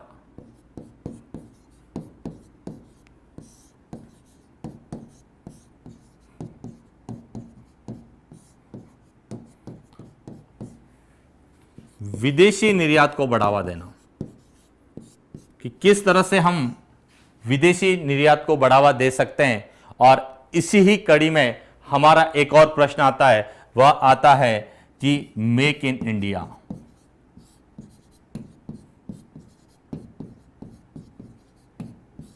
मेक इन इंडिया कार्यक्रम, कि मेक इन इंडिया कार्यक्रम जो भारत सरकार का एक भारतीय जो है बेरोजगार युवाओं को स्वरोजगार के आधार पर मेक इन इंडिया के रूप में जो एक कार्यक्रम भारत सरकार द्वारा शुरू किया गया, हमने कह सकते हैं रोजगार को बढ़ावा देने के लिए, उस मेक इन इंडिया कार्यक्रम के तहत ही किस तरह से हम अपने भारत मेक इन इंडिया जो भारत में जो उसका विदेशों में निर्यात को बढ़ावा जा सके। और इसीलिए भारत सरकार द्वारा विदेश व्यापार नीति, एक पंचवर्षीय विदेश व्यापार नीति की घोषणा की। तो आपसे पूछा जाता है कि विदेश व्यापार नीति का संबंध है, उसका पंचवर्षीय योजना का संबंध क्या है, उसका पराश क्या है, उसका कार्य क्षेत्र कितने वर्ष की है, कब से कब तक की है, तो 2015 से 2020 तक की है। सही है, 25 सितंबर 2015 को विदेश व्यापार नीति की शुरुआत की गई थी। 25 सितंबर 2015 को इसकी शुरुआत हुई थी और ये पंचवर्षीय योजना, इसका उद्देश्य था विदेशी निर्यात को कैसे बढ़ाया जाए और मेक इन इंडिया कार्यक्रम को कैसे ऊपर लाया जाए। और इसलिए हमारा यह प्रश्न जो है एक एग्जाम पॉइंट ऑफ व्यू से बन सकता है कि विदेशी व्यापार नीति के संबंध में सही कौन सा कथन है, उसके संदर्भ में हम लोगों से पूछा जाता है। तो ये प्रयास हम लोगों के भारत सरकार द्वारा जो है औद्योगिक में नीतिगत किए गए। अब बात करते हैं संस्थागत क्या क्या प्रयास किए गए। तो संस्थागत प्रयास को लेकर हमारे प्रश्न कई बार पूछे गए और उन प्रश्नों को लेते हुए मैं आपसे कहूंगा आप इसका स्क्रीनशॉट ले लीजिए। इसके बाद हम बात करते हैं संस्थागत प्रयास, यानी बदलती औद्योगिक प्रवृत्तियों में क्या क्या संस्थागत प्रयास किए गए। तो देखिए, जब हम संस्थागत प्रयास की बात करें तो भारत सरकार ने उद्योगों के विकास के लिए विभिन्न प्रकार के उद्योगों की स्थापना की और उन्हीं स्थापनाओं में यदि हम भारत में देखा जाए तो सबसे बड़ा उद्योग है लोहा इस्पात उद्योग, जिसका प्रश्न पिछले 3 कंपटीशन की, यदि मैं सेकंड ग्रेड की बात करूं या मैं अभी एसआई की बात करें या पीटीआई की बात करें, तो सभी क्षेत्रों में इस क्षेत्र को लोहा इस्पात उद्योग को पूछा गया है। विदेश व्यापार नीति की शुरुआत कब हुई, अभी बताया 25 सितंबर 2015 को जो शुरुआत की गई थी इसकी।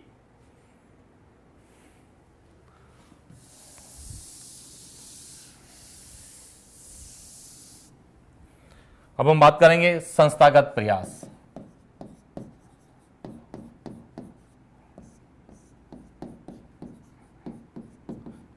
कि बदलती औद्योगिक प्रवृत्तियों में संस्थागत प्रयास किया गया। तो संस्थागत प्रयास में जो सबसे पहला प्रयास है वह है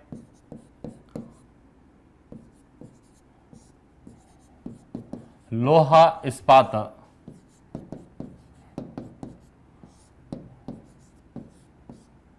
की स्थापना। यहां से हमारा प्रश्न हर बार हर एक एग्जाम में पूछा जाता है। तो देखिए, लोहा इस्पात संयंत्र की स्थापना की बात करें, यद्यपि लोहा इस्पात संयंत्र की स्थापना की शुरुआत ब्रिटिश काल से हो चुकी थी और यदि हम भारत में बात करें तो भारत में सबसे पहले 1874 में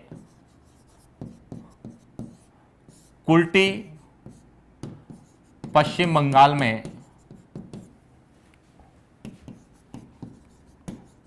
प्रथम लोहा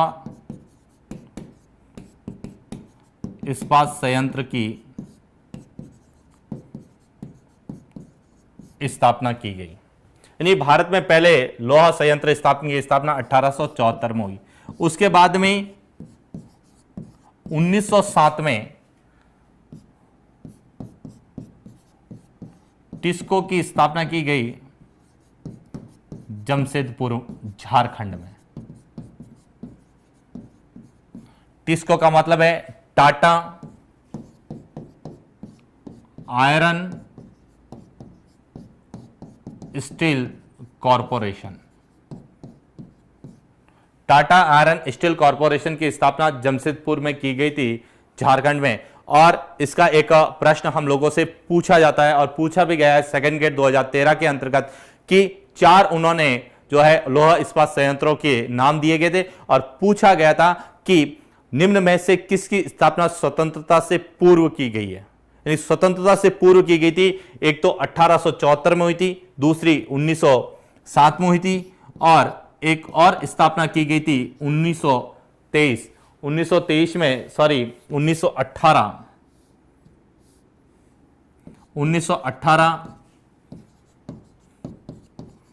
बर्नपुर में की गई थी, वह भी पश्चिम बंगाल में, जिसको कहा गया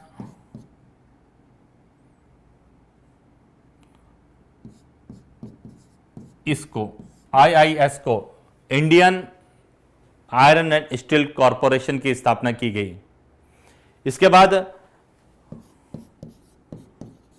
1923 में एक और स्थापना की गई थी विश्वेश्वरैया की,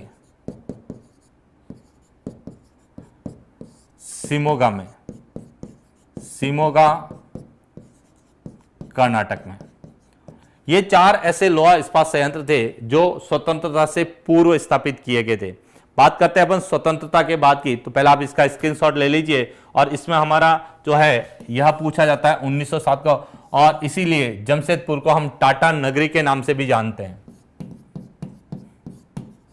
कई बार पूछा जाता है टाटा नगरी किसे कहा जाता है, जमशेदपुर झारखंड को कहा जाता है, जहां पर TISCO Tata iron and steel corporation जो कि कारखाना है जिसकी स्थापना 1907 में की गई थी। तो यह प्रश्न हम लोगों से पूछा गया।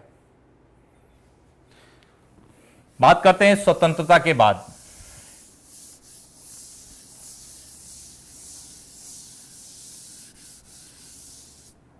तो देखिए स्वतंत्रता के बाद की बात करते हैं तो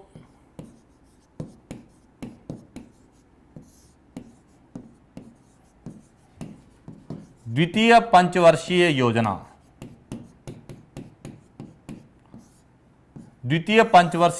के अंतर्गत 3 लोहा इस्पात कारखानों की स्थापना की गई। एक की गई भिलाई में, दूसरी की गई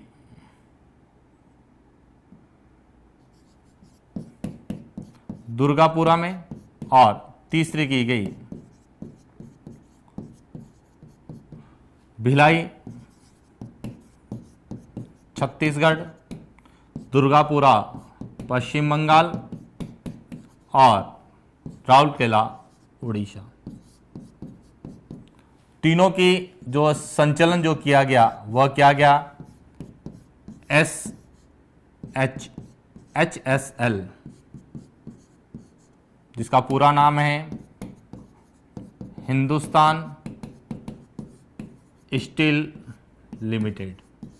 और यह प्रश्न अभी ऐसे ही या पीटीआई में जो यह प्रश्न पूछा गया कि निम्न में से किसका संचालन हिंदुस्तान आयरन वर्क्स या हिंदुस्तान स्टील लिमिटेड के द्वारा नहीं किया जाता है, और यह प्रश्न पूछे जाते हैं। अब हम बात करते हैं कि इनकी स्थापना किसके सहयोग से की गई। तो यदि हम बात करते हैं छत्तीसगढ़ की, तो छत्तीसगढ़ की जो स्थापना की गई थी वह की गई थी रूस के सहयोग से।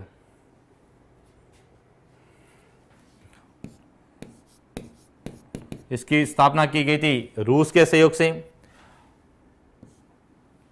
यदि हम दुर्गापुरा की बात करें, इसका आप स्क्रीनशॉट ले लीजिए।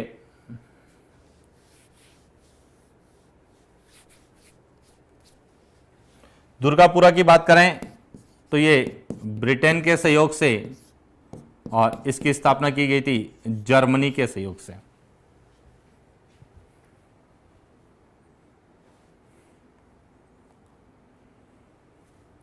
भिलाई रूस के सहयोग से, दुर्गापुरा ब्रिटेन के सहयोग से और राउरकेला जो उड़ीसा में जर्मनी के सहयोग से की गई। और जहां तक मेरा अनुभव है, अभी हाल ही में यह बहुत ज्यादा करंट का विषय बना हुआ है, क्योंकि अभी देखा होगा भारत सरकार ने रूस के साथ एक समझौता किया है, औद्योगिक विकास को लेकर रूस के साथ समझौता किया है। तो कहीं ना कहीं हमारा प्रश्न यहां से बन सकता है कि 4 उद्योगों का नाम दे देंगे, मैच करो कि निम्न में से कौन सा सुमेलित है या नहीं है। तो कहीं न कहीं ये सब द्वितीय पंचवर्षीय योजना के में की गई थी। यदि हम इनके सन की बात करें तो इसकी स्थापना 1955 में कर दी गई थी, लेकिन इसकी शुरुआत की गई थी 1959 में, यह भी 1959 में और यह भी 1959 में। तो ये 3 ऐसे लौह इस्पात संयंत्र है जिनकी स्थापना जो है आप इसके अंतर्गत की गई थी द्वितीय पंचवर्षीय योजना के। इसके अलावा और कौन कौन से हैं तो मैं आपको मैप में बताना चाहूंगा कि किस तरह से हमारा मैप में पूछा जा सकता है।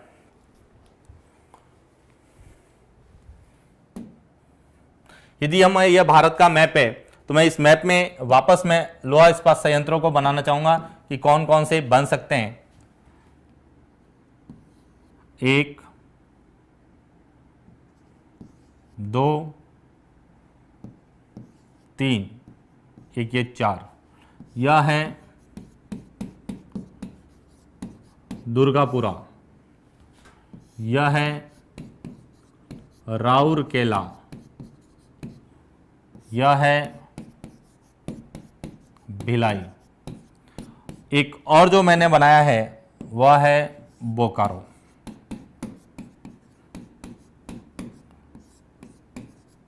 यह झारखंड में है। इसकी स्थापना 1964 में की गई थी रूस के सहयोग से तृतीय पंचवर्षीय योजना में।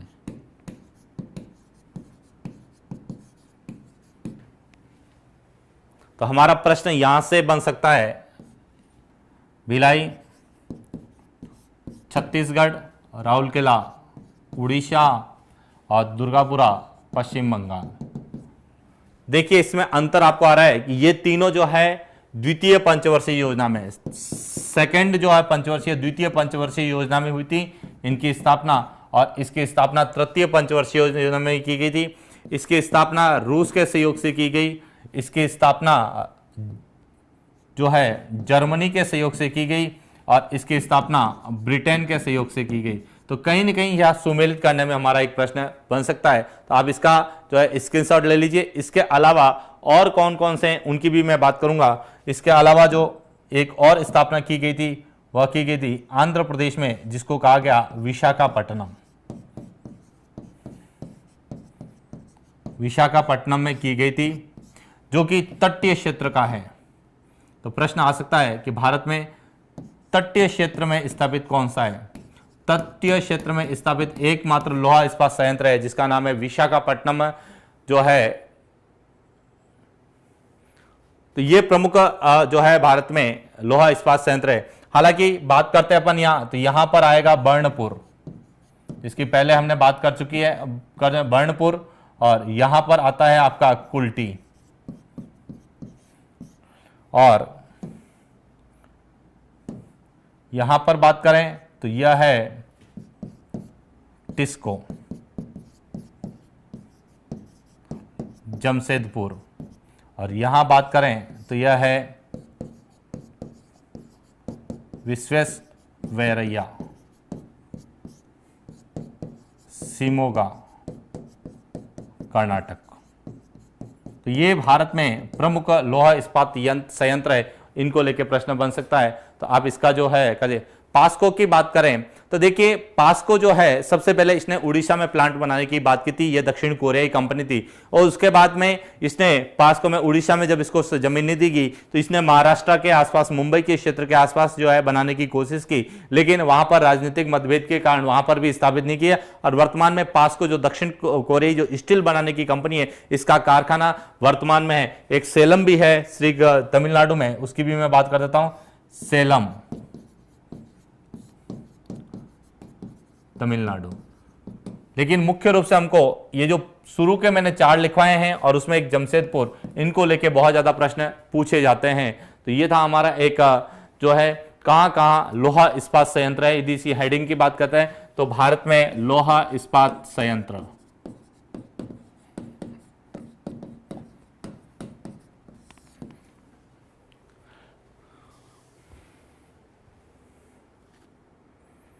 इसके बाद दूसरी बात करते हैं और कौन कौन से हैं। तो इसके साथ दूसरा है एल्यूमिनियम। एल्यूमिनियम उद्योग भी भारत में बहुत रहा है। तो ये आप इसका स्क्रीनशॉट ले लीजिए।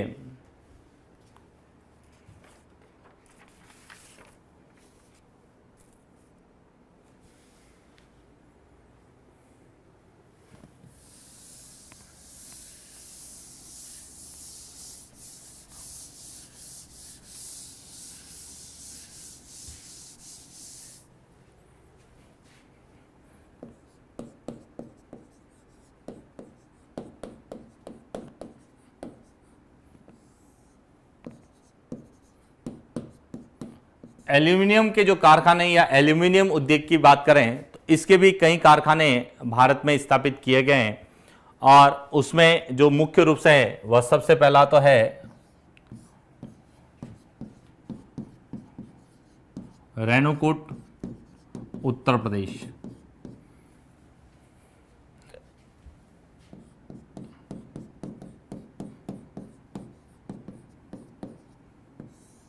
जो हिंडाल्को का संयंत्र है। इसके बाद दूसरा है कोरबा,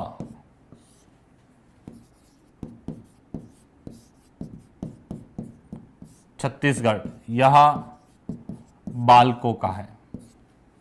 हिंडाल्को, बाल्को, इन सब की मैं बात करूंगा, लेकिन पहले आपको यह क्लियर होना चाहिए कि कहां कहां हमारे एल्यूमिनियम के कारखाने हैं और उनका संचालन कौन सी कंपनी कर रही है।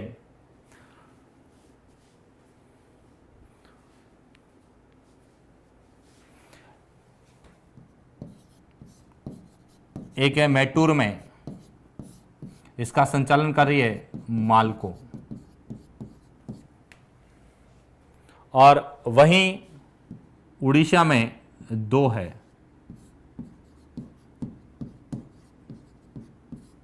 और दामनजोड़ी, ये दोनों ही हैं उड़ीसा में, और इसका संचालन करती है नालको।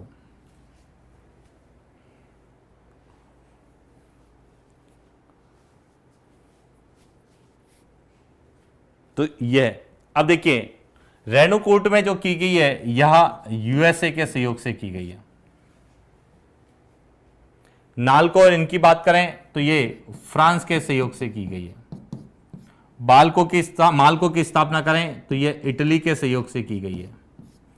और जबकि कोरबा जो छत्तीसगढ़ में जो बाल्को का यह भारत का है। हिंडाल्को का मतलब है Hindustan aluminium corporation limited corporation. NALCO का मतलब है नेशनल एल्यूमिनियम कॉरपोरेशन। माल्को का मतलब है मद्रास एल्यूमिनियम कॉरपोरेशन और बाल्को का मतलब है भारत एल्यूमिनियम कॉरपोरेशन। तो हमारा जो प्रश्न यहां से बन सकता है वह प्रश्न बन सकता है कि निम्न में से जो है हिंडाल्को द्वारा संचालित कौन सा है, या चारों के नाम लिख देंगे और सामने लिख देंगे कंपनी का निम्न में से कौन सी सुमेलित है या नहीं है। तो इस तरह के प्रश्न हम लोगों से पूछे जा सकते हैं। तो यह भारत में एल्यूमिनियम उद्योग को लेके, एल्यूमिनियम के साथ साथ अनेक उद्योगों का भारत में विकास हुआ, उसकी भी बात करूंगा मैं कि और इसके साथ साथ कौन कौन से उद्योग हैं। तो उसमें एक पूछा जाता है Hindustan aeronautics.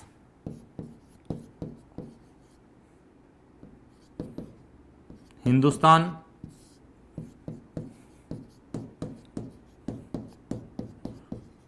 Aeronautics, Hindustan aeronautics जो कि वायुयान बनाने का संयंत्र है और यह है बेंगलुरु में। और यह प्रश्न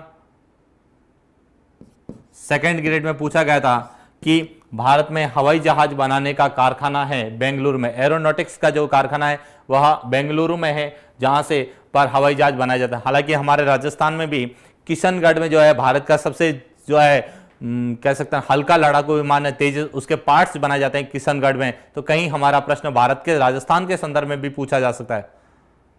कोरबा जो है भारत सरकार द्वारा संचालित है यह पूर्ण रूप से, जबकि यह अन्य देशों के सहयोग से संचालित है। इसके बाद एक और है जिसका नाम सुना होगा हिंदुस्तान शिपयार्ड।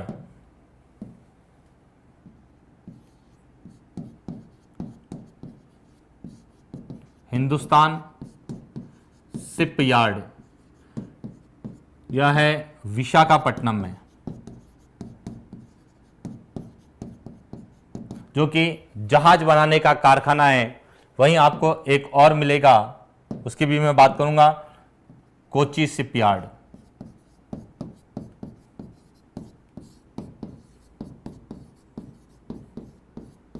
कोची शिपयार्ड ये केरल में है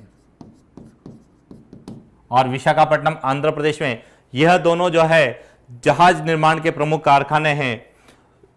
ये एल्यूमिनियम के, ये एरोनॉटिक्स का है। तो इस तरह से जो है हम लोगों से जो प्रश्न है कि यह हमारे संस्थागत प्रयास किए गए औद्योगिक विकास को बढ़ावा देने के लिए विभिन्न प्रकार के उद्योगों की विशाखा की गई। तो यहां से हमारा एक प्रश्न और बन सकता है इस तरह से। इसके अलावा जो और की गई मैं उनकी भी बात करूंगा। एक Hindustan zinc limited, Hindustan zinc limited, इसके दो कारखानों की स्थापना की गई। एक तो की गई देबारी उदयपुर में और दूसरा कारखाना इसका था तुंडू, धनबाद, झारखंड में।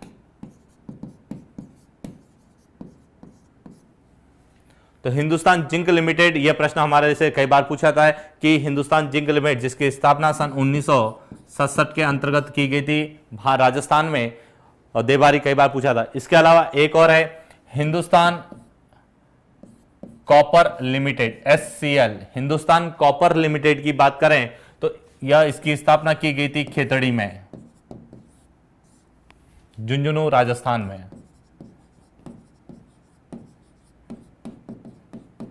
और इसकी स्थापना भी सन 1966-67 के अंतर्गत की गई थी। तो यह भी प्रश्न हमारे राजस्थान के, जब हम उद्योग की बात करेंगे उसमें इनको डिटेल से पढ़ेंगे कि केंद्र सरकार के कौन कौन से एरोनॉटिक्स, एरोनॉटिक्स का मतलब है कि वायुयान बनाने के कारखाने जो है, ये वायुयान बनाने को जो है कहता है वो एरोनॉटिक्स कहलाता है। और एरोनॉटिक्स के जो भी है वह हिंदुस्तान एरोनॉटिक्स कंपनी जो करती है वह बेंगलुरु में करती है, और यह प्रश्न सेकंड ग्रेड में भी पूछा गया है।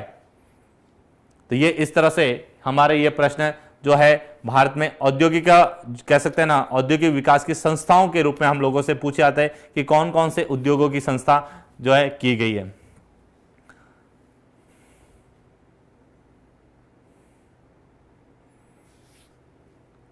इसके बाद हम और आगे चलते हैं। और क्या पूछा है, एक पेट्रोकेमिकल्स, मैं पेट्रोकेमिकल्स की भी बात करता हूं। पेट्रोकेमिकल्स की जो है स्थापना की गई थी वो की गई थी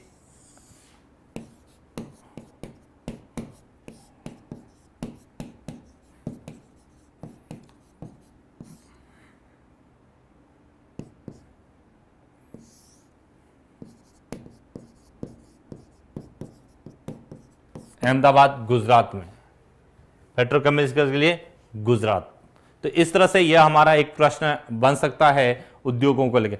वेदांता की भी बात करेंगे। वेदांता के जो भी प्लांट्स है वो सब उड़ीसा में लगाए गए हैं, जो है वेदांता के जितने भी है वो सब उड़ीसा में लगाए गए हैं। तो हमारे ये प्रश्न बन सकते हैं, और ये सब हमारे एग्जाम पॉइंट ऑफ व्यू से ज्यादा है। हमें मुख्य रूप से जो पूछे जाते हैं मैं उनको एक बार अंडरलाइन कर लेता हूं। इनको बहुत बार पूछा गया है एग्जाम पॉइंट ऑफ व्यू से, और ये इसलिए पूछे जाते हैं कि जो भी राज्य चर्चा का विषय बना हुआ होता है उस राज्य को लेकर हमारे कई प्रश्न बनते हैं। अब हम बात करते हैं और कि औद्योगिक विकास के लिए और क्या क्या। तो देखिए औद्योगिक विकास के लिए और क्या किया गया, मैं उनकी भी बात करता हूं।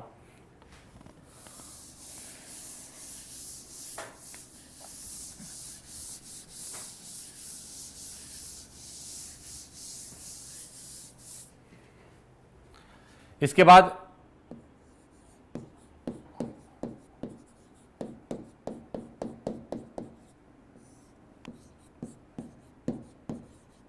भारत में औद्योगिक प्रदेशों की स्थापना की गई, और वर्तमान में भारत में 8 औद्योगिक प्रदेश हैं। तो 8 औद्योगिक प्रदेश कौन कौन से हैं उनको लेके भी हमारे प्रश्न पूछे जा सकते हैं। तो कौन कौन से औद्योगिक प्रदेश हैं हम उनकी बात करेंगे।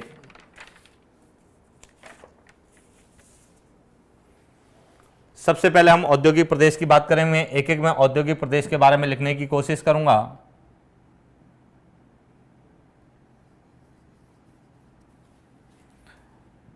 फर्स्ट नंबर,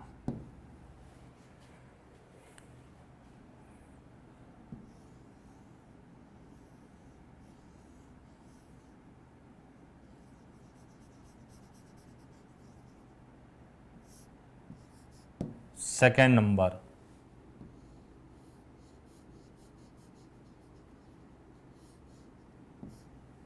यहां एक और है,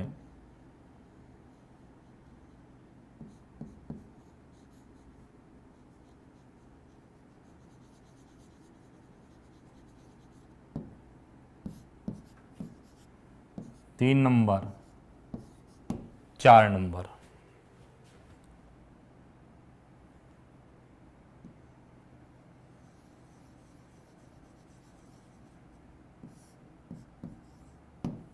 5 नंबर,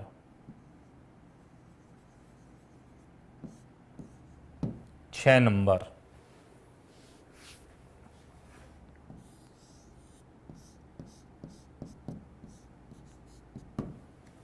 7 नंबर और लास्ट है यह 8 भारत में प्रमुख औद्योगिक प्रदेश हैं। तो कहीं ना कहीं हमारा औद्योगिक प्रदेश को लेकर भी प्रश्न बहुत से पूछा जा सकता है कि औद्योगिक प्रदेश का संबंध किस राज्य क्षेत्र से है। तो देखिए जो 8 औद्योगिक प्रदेश हैं उनमें सबसे पहला है, यह कहलाता है गुड़गांव, दिल्ली, मेरठ औद्योगिक प्रदेश।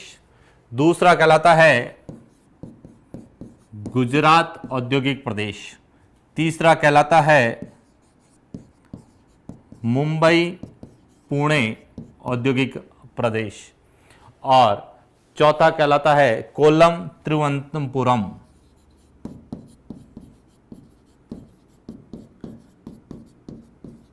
तिरुवनंतपुरम।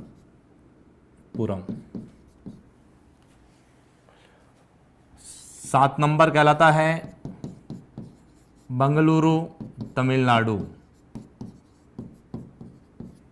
8 नंबर कहलाता है विशाखापट्टनम। 5 नंबर कहलाता है छोटा नागपुर। और 6 नंबर कहलाता है हुगली, कोलकाता। यहां 8 औद्योगिक प्रदेश है। तो आपसे संख्यात्मक रूप से पूछा जाता है कि भारत में वर्तमान में कितने औद्योगिक प्रदेश हैं और उनका संबंध कौन कौन से राज्य क्षेत्र से। तो देखिए गुड़गांव, दिल्ली और मेरठ की बात करें, ये हरियाणा, दिल्ली और उत्तर प्रदेश से हैं। गुजरात की बात करेंगे, ये गुजरात से है। मुंबई, पुणे की बात करेंगे, ये महाराष्ट्र से। कोल्लम, तिरुवनंतपुरम की बात करेंगे तो ये केरल और तमिलनाडु से संबंधित है। बेंगलुरु, तमिलनाडु की बात करेंगे तो ये कर्नाटका और तमिलनाडु से संबंधित है। विशाखापट्टनम की बात करेंगे तो आंध्र प्रदेश से है। छोटा नागपुर की बात करेंगे तो ये झारखंड और बिहार से संबंधित है। मुख्य रूप से ये पूरा झारखंड और बिहार से। और हुगली, कोलकाता की बात करेंगे तो ये पश्चिम बंगाल से संबंधित है। तो कहीं न कहीं यह प्रश्न हमें पूछे जा सकते हैं कि भारत में औद्योगिक प्रदेश कौन कौन से हैं। तो इसका आप स्क्रीनशॉट ले लीजिए, भारत के प्रमुख औद्योगिक प्रदेश कौन कौन से हैं। सिलिकॉन वैली बेंगलुरु को कहते हैं, कंप्यूटर चिप के लिए ज्यादा जो जानी जाती है, कंप्यूटर उद्योग, सॉफ्टवेयर या ये कंप्यूटर सूचना प्रौद्योगिकी उद्योग के लिए जाना जाता है, इसलिए उसको सिलिकॉन वैली के नाम से जाना जाता है। तो ये था हमारा पूरा एक औद्योगिक प्रदेश। छोटे हैं लेकिन छोटे हमारे औद्योगिक बदलती प्रवृत्तियों में हमें बात करते हैं तो बड़ों की ज्यादा पूछी जाती, छोटे काफी मिलेंगे हमें। और इसके बाद जो सबसे बड़ा परिवर्तन भारत ने किया वह क्या है कि उद्योगों को जो है अलग अलग दर्जा दिया गया, जिसकी हम बात करते हैं, श्रेणियां बनाई गई कि महारत्न कौन कौन से हैं, मिनी रत्न, नवरत्न, इस तरह के प्रश्न भी हम लोगों से पूछे जाते हैं, तो हम उनकी भी बात करते हैं।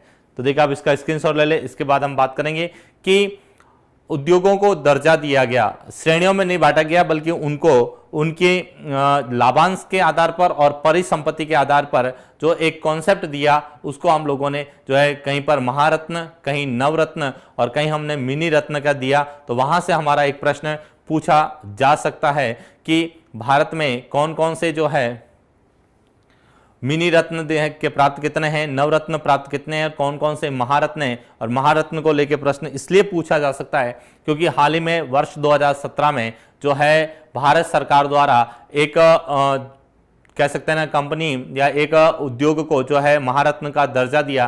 तो प्रश्न बन सकता है कि कौन सी महारत्न का दर्जा प्राप्त कंपनी है। और वहीं अभी जो हमारे चुनाव हो रहे हैं, निर्वाचन जो है चुनाव हो रहे हैं, तो इसमें जो है एक नया कॉन्सेप्ट हमारे लिए है, कह सकते हैं ना केंद्रीय निर्वाचन आयोग ने जोड़ा है। मैं उसकी बात इसलिए करना चाहूंगा कि ये हमारे लिए एक नया कॉन्सेप्ट है कि भारत में अभी जो चुनाव हो रहे हैं यानी जो है तो चुनाव में चुनाव संबंधी जो कार्य होता है वह सब हमारे लिए जो है केंद्रीय निर्वाचन आयोग का कार्य है, जो कि जिसका मुख्य कार्य राष्ट्रपति, उपराष्ट्रपति, विधानसभा और लोकसभा के चुनाव करवाने का मुख्य रूप रहता है। तो जो ये चुनाव का है, तो इसमें जो एक ईवीएम मशीन का जो प्रयोग किया जाता है, इलेक्ट्रॉनिक वोटिंग मशीन का प्रयोग किया जाता है, तो वह जो है इलेक्ट्रॉनिक वोटिंग मशीन कौन सी कंपनी बनाती है, तो उसने, और वर्तमान सरकार ने, या कह सकते हैं वर्तमान में जो है इलेक्शन में एक नया कॉन्सेप्ट आया जिसका नाम सुना होगा वीवीपैट।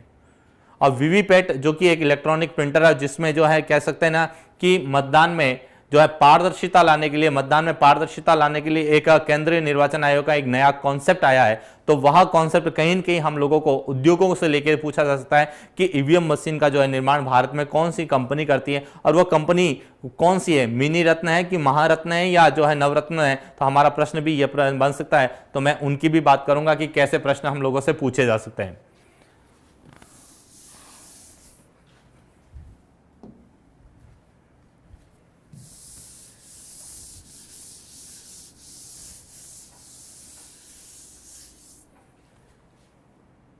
सबसे पहले बात करता हूं मैं महारत्न की।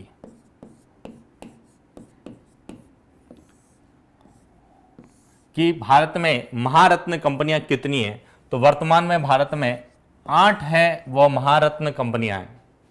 और यह महारत्न कंपनियों का जो कॉन्सेप्ट आया वह वर्ष 2009 में आया। वर्ष 2009 से जो है कंपनियों को महारत्न कंपनियों का दर्जा दिया गया। महारत्न कंपनियों के लिए क्या आवश्यक शर्त हैं, तो उसके लिए 2 शर्तें हैं कि विगत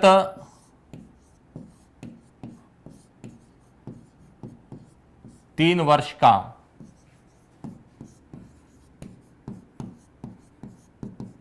औसत वार्षिक लाभांश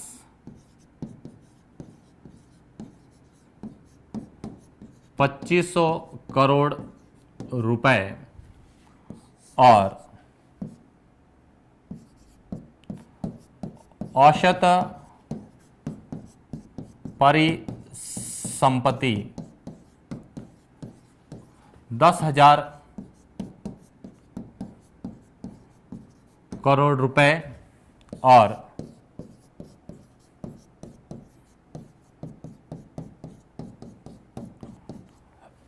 नवरत्न दर्जा प्राप्त हो, वो कंपनियों महारत्न की कंपनी की दर्जा दिया जा सकता है। वर्तमान में 8 कंपनियां हैं जिन्हें महारत्न का दर्जा दिया गया है, और महारत्न का दर्जा देने का कॉन्सेप्ट जो आया वह 2009 में आया है।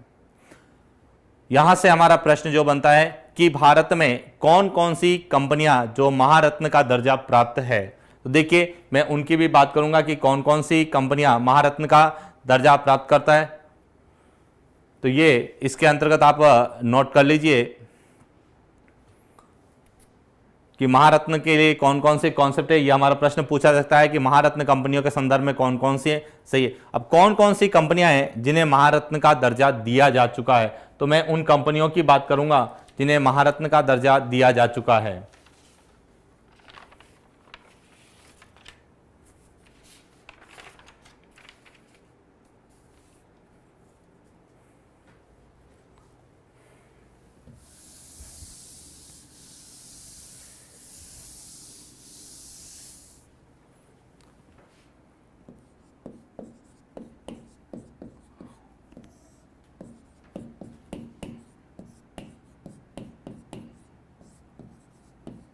महारत्न दर्जा प्राप्त उपक्रम कौन कौन से हैं?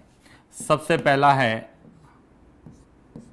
IOL, इंडियन ऑयल लिमिटेड, जिसका मुख्यालय है नई दिल्ली में, और इसको वर्ष 2010 में महारत्न का दर्जा दिया गया। दूसरी है NTPC, national thermal power corporation, इसका मुख्यालय भी नई दिल्ली में है, और इसे भी 2010 में जो है महारत्न का दर्जा दिया गया। तीसरी है ONGC, oil and natural gas corporation, इसका मुख्यालय है देहरादून में, और इसको भी 2010 में जो है महारत्न का दर्जा दिया गया। इसके बाद चौथी है SAIL, steel authority of India limited, इसका मुख्यालय है नई दिल्ली में और इसे भी 2010 में महारत्न का दर्जा दिया गया। पांचवी की बात करेंगे तो वह है कोल इंडिया, इसका मुख्यालय भी नई दिल्ली में है और इसे वर्ष 2011 में जो है महारत्न का दर्जा दिया गया।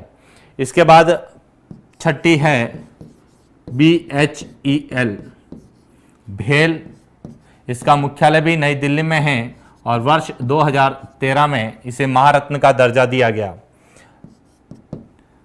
जो सातवीं है उसका नाम है गेल, गैस अथॉरिटी ऑफ इंडिया,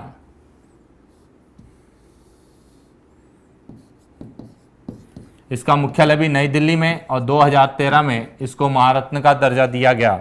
और आठवीं है जिसका नाम है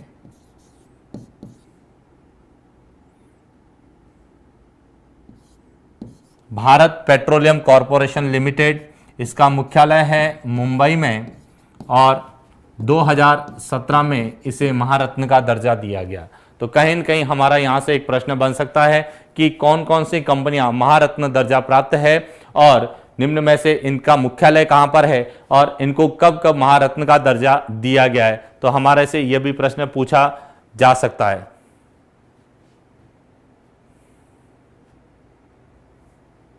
तो यह था हमारा महारत्न प्राप्त कौन कौन सी कंपनियां। उसके बाद हम बात करते हैं नवरत्न की। तो देखिए नवरत्न का जो कॉन्सेप्ट है वह है कि कोई भी कंपनी, पहला तो उसका है कि वह मिनी रत्न का दर्जा प्राप्त हो और कुछ मानक दे रखें, उन 6 मानकों में उनका स्कोर 60 हो। जो मानक दे रखे उनमें जो है उसका स्कोर जो है 60 या उससे अधिक हो, उन कंपनियों को नवरत्न का दिया जाता है। और वर्तमान में 16 जो कंपनियां हैं वो नवरत्न दर्जा प्राप्त कंपनियां हैं। इसके बाद हम बात करते हैं मिनी रत्न की। तो मिनी रत्न में 2 कैटेगरी है, मिनी रत्न फर्स्ट और मिनी रत्न सेकंड। ये 2 कंपनियां हैं कि मिनी रत्न फर्स्ट के लिए और मिनी रत्न सेकंड। मिनी रत्न फर्स्ट की बात करें तो इसमें जो है, अब ये जो है नवरत्न का जो कॉन्सेप्ट ये आया 2002 में और मिनी रत्न का जो ये कॉन्सेप्ट आया था ये आया था 1997 में। कि कंपनियों को जो है उनके लाभांश और उनके परिसंपत्तियों के आधार पर दर्जा देने के लिए सबसे पहले मिनी रत्न का कॉन्सेप्ट 1997 में आया, 2002 में जो है नवरत्न का और 2009 में जो है महारत्न का आया। वर्तमान में 60 कंपनियां हैं वह मिनी रत्न फर्स्ट का प्राप्त हैं और 15 जो कंपनियां हैं वह आपकी मिनी रत्न सेकंड का दर्जा प्राप्त है। 16 कंपनियां नवरत्न हैं और 8 कंपनियां है वो महारत्न का है। हमारा सबसे ज्यादा प्रश्न पूछा जाता है महारत्न को लेके कि महारत्न का जो है इसमें कुछ मानक दे रखे हैं, उनके औसत लाभांश को, उनकी परिसंपत्तियों को, उनके व्यवसायिक गतिविधियों को, इस तरह से पूरा जो है एक 100 मानक का एक पूरा स्कोर का एक 10 मानक है, उनमें से 6 मानकों में उसका यदि स्कोर 60 हो जाता है तो उसको नवरत्न का दर्जा दिया जाता है। लेकिन वह कंपनी मिनी रत्न का दर्जा प्राप्त होनी चाहिए। और यहां से एक प्रश्न आता है कि राजस्थान की एकमात्र कंपनी थी मिनी रत्न दर्जा प्राप्त, जिसको कहते हैं अपन राजस्थान इलेक्ट्रिकल एंड इलेक्ट्रॉनिक्स थी, जिसको भारत सरकार द्वारा 2016 में अधिग्रहण कर दिया गया। तो जब हम राजस्थान की ज्योग्राफी की बात करेंगे तो हम इनकी जरूर बात करते हैं कि राजस्थान में उद्योगों को पढ़ेंगे तो उसमें हम उनकी बात करेंगे। अभी हम केवल भारत के संदर्भ में जो बनते हैं ये बनते हैं। और ये हमारा एक पूरा था कि किस तरह से उद्योगों का विकास, हमारे लिए औद्योगिक विकास हुआ। फिर एक और कॉन्सेप्ट जो हमारे यहाँ बनता है अभी जो है की गई है, जिसको कहा जाता है अटल बिहारी वाजपेयी की देन है। आप लोगों ने पढ़ा होगा राष्ट्रीय राजमार्ग प्राधिकरण। और राष्ट्रीय राजमार्ग प्राधिकरण द्वारा सड़क परिवहन के साथ साथ औद्योगिक विकास के लिए कई गलियारों की स्थापना की गई, जिसमें हम बोलते हैं स्वर्णिम चतुर्भुज योजना का नाम सुना होगा आपने, उत्तर दक्षिण गलियारा का नाम सुना होगा, पूर्व पश्चिम गलियारे का नाम सुना होगा। तो कहीं न कहीं वो प्रश्न भी हम लोगों से पूछे जा सकते हैं। तो मैं उन प्रश्नों को थोड़ा सा मैं लूंगा क्योंकि कहीं न कहीं हमारा वह एक इंपॉर्टेंट टॉपिक भी रहता है। तो देखिए आप लोगों से जो तैयारी कर रहे हैं मैं उनके लिए बता रहा हूं, जो सेकंड ग्रेड के लिए एग्जाम दे रहे हैं, तो विशेष रूप से वो जो है स्वर्णिम चतुर्भुज योजना एक पूर्व पश्चिम गलियारा और उत्तर दक्षिण गलियारा जो है उनको राजस्थान के संदर्भ में और भारत दोनों के संदर्भ में जो है जरूर पढ़ के जाना, क्योंकि उनका जो कॉन्सेप्ट जो पूछा जाता है या तो राजस्थान के संदर्भ में पूछा जाएगा कि वह राजस्थान के कौन कौन से जिलों से गुजरते हैं, या राजस्थान के जो है जो मेरा प्रश्न होना था उनका आंसर दे दिया है अभय जी ने कि जो उत्तर दक्षिण गलियारा और पूर्व पश्चिम गलियारा है वो एक दूसरे को कहाँ काटते हैं, झांसी में काटते हैं। ये बात सही है आपकी, और ये प्रश्न RS 2013 जो रद्द कर दी गई थी उसमें ये प्रश्न पूछा भी गया था कि ये दोनों जो है उत्तर दक्षिण गलियारा और पूर्व पश्चिम गलियारा एक दूसरे को कहाँ पर काटते हैं। तो देखिए हमें जो है प्रश्न को कैसे समझना है कि जो भी चर्चा का विषय बना हो, अभी चाहे वो राजनीतिक दृष्टि से हो, चाहे वो ऐतिहासिक दृष्टि से, चाहे ज्योग्राफिकल दृष्टि, जो भी राज्य जो है चर्चा का विषय बना हुआ है उस राज्यों को लेके कहीं न कहीं हमारे प्रश्न पूछे जाते हैं। और इसलिए स्वर्णिम चतुर्भुज योजना को लेके हमारा है प्रश्न, इसलिए कि ये अटल बिहारी वाजपेयी भारत में जो है सड़कों का विकास किया गया था, वो किया गया था प्रधानमंत्री भारत जोड़ो सड़क योजना के माध्यम से किया गया था, जिसकी स्थापना जो है शुरुआत 2004 में अटल बिहारी वाजपेयी के समय की गई थी। तो कहीं न कहीं हमें जो है अब आता है ईवीएम मशीन कौन बनाता है, मैं आपको बता देता हूं कि जो ईवीएम इलेक्ट्रॉनिक वोटिंग मशीन जो बनाती है वो बनाती है बेल, जिसको बोलते हैं भारत इलेक्ट्रॉनिक्स लिमिटेड, जबकि भेल अलग है, यह है भारत हैवी इलेक्ट्रॉनिक्स लिमिटेड, जबकि यह है Bharat electronics limited. EVM machine जो बनाने का कार्य करती है वो बेल करती है, जिसका मुख्यालय है बेंगलुरु में। और इसलिए यह प्रश्न बन सकता है कि 3 कंपनियां यहां से उठा दे और एक कंपनी ये लिख दे, पूछा जाए निम्न में से कौन सी महारत्न दर्जा प्राप्त कंपनी नहीं है। तो इस तरह से यह हमारा पूरा भारत में औद्योगिक विकास और उसकी बदलती प्रवृत्तियों के लिए जो टॉपिक था यह था। अब हमारा एक टॉपिक और रहा है, उसकी भी हम बात करेंगे। साथ में करंट में भारतमाला सड़क परियोजना, जैसे परिवहन हमारे नहीं सिलेबस में नहीं है, इसलिए हम परिवहन में केवल हम उन्हीं की बात करेंगे जो औद्योगिक विकास के संदर्भ में। हालांकि भारतमाला जो परियोजना है इसमें भारत के बंदरगाह क्षेत्र को जोड़ने की बात की गई है कि सड़क मार्ग से उनको कैसे जोड़ा जाए। वीवीपैट जो है मशीन बनाती है वो बेल बनाती है, भारत इलेक्ट्रॉनिक्स लिमिटेड BEL, जिसका मुख्यालय है बेंगलुरु में है। और भारत परियोजना क्या है कि भारत के जितने तटीय बंदरगाह है उनको आपस में जोड़ने के लिए जो है एक सड़क मार्ग का निर्माण किया जा रहा है भारतमाला परियोजना के अंतर्गत, जिसको सागरमाला परियोजना के लिए भी है। मॉकपोल के लिए वीवीपैट का इस्तेमाल करते हैं नहीं, वीवीपैट एक जो है इलेक्ट्रॉनिक प्रिंटर है जो एक प्रिंटर के रूप में रहेगा, जिसमें मतदाता जो है अपने द्वारा दिए गए वोट को जो है देख सकता है कि उसने उसका वोट किसको दिया, किस प्रत्याशी को दिया, किस चुनाव चिन्ह को दिया, किस व्यक्ति विशेष को कितने नंबर पर दिया है। तो कहीं न कहीं वीवीपैट हम लोगों से वीवीपैट उसका पूरा नाम है PAT, इलेक्ट्रॉनिक का प्रिंटर है, और इसका निर्माण या ईवीएम के साथ जुड़ा हुआ अटैचमेंट रहता है। तो उसमें यह हमारा प्रश्न बन सकता है कि इसका निर्माण कौन सी कंपनी का। स्वर्णिम चतुर्भुज जैसे ही भारतमाला है, स्वर्णिम चतुर्भुज योजना में भारत के 4 महानगरों को जोड़ने की बात की गई है, जबकि भारतमाला परियोजना में जो है भारत के प्रमुख तटीय बंदरगाह और औद्योगिक क्षेत्रों को जोड़ने की बात की गई है। मोतियों की माला, यह बात है मोतियों की माला, ये चाइना का कॉन्सेप्ट है कि किस तरह से भारत को घेरा जाए अलग अलग जगह अपने। तो मोतियों की माला ये चाइना का कॉन्सेप्ट है, जबकि भारत का भारतमाला परियोजना, जिसको सागरमाला परियोजना के नाम से भी जानते हैं, एक और परियोजना है। तो ये हमारा पूरा एक औद्योगिक क्षेत्र को लेकर प्रश्न था, पूरा कॉन्सेप्ट था हमारा कि किस तरह से हमको है। तो इसलिए अब जब हम राजस्थान की बात करेंगे तो इन सबको हम राजस्थान से अटैचमेंट करेंगे, इसमें से कौन कौन सी राजस्थान से जुड़ी हुई है। तो राजस्थान से जुड़ी हुई चीजें भी हम लोगों से पूछी जाती है, तो उनका भी हम लोग करेंगे।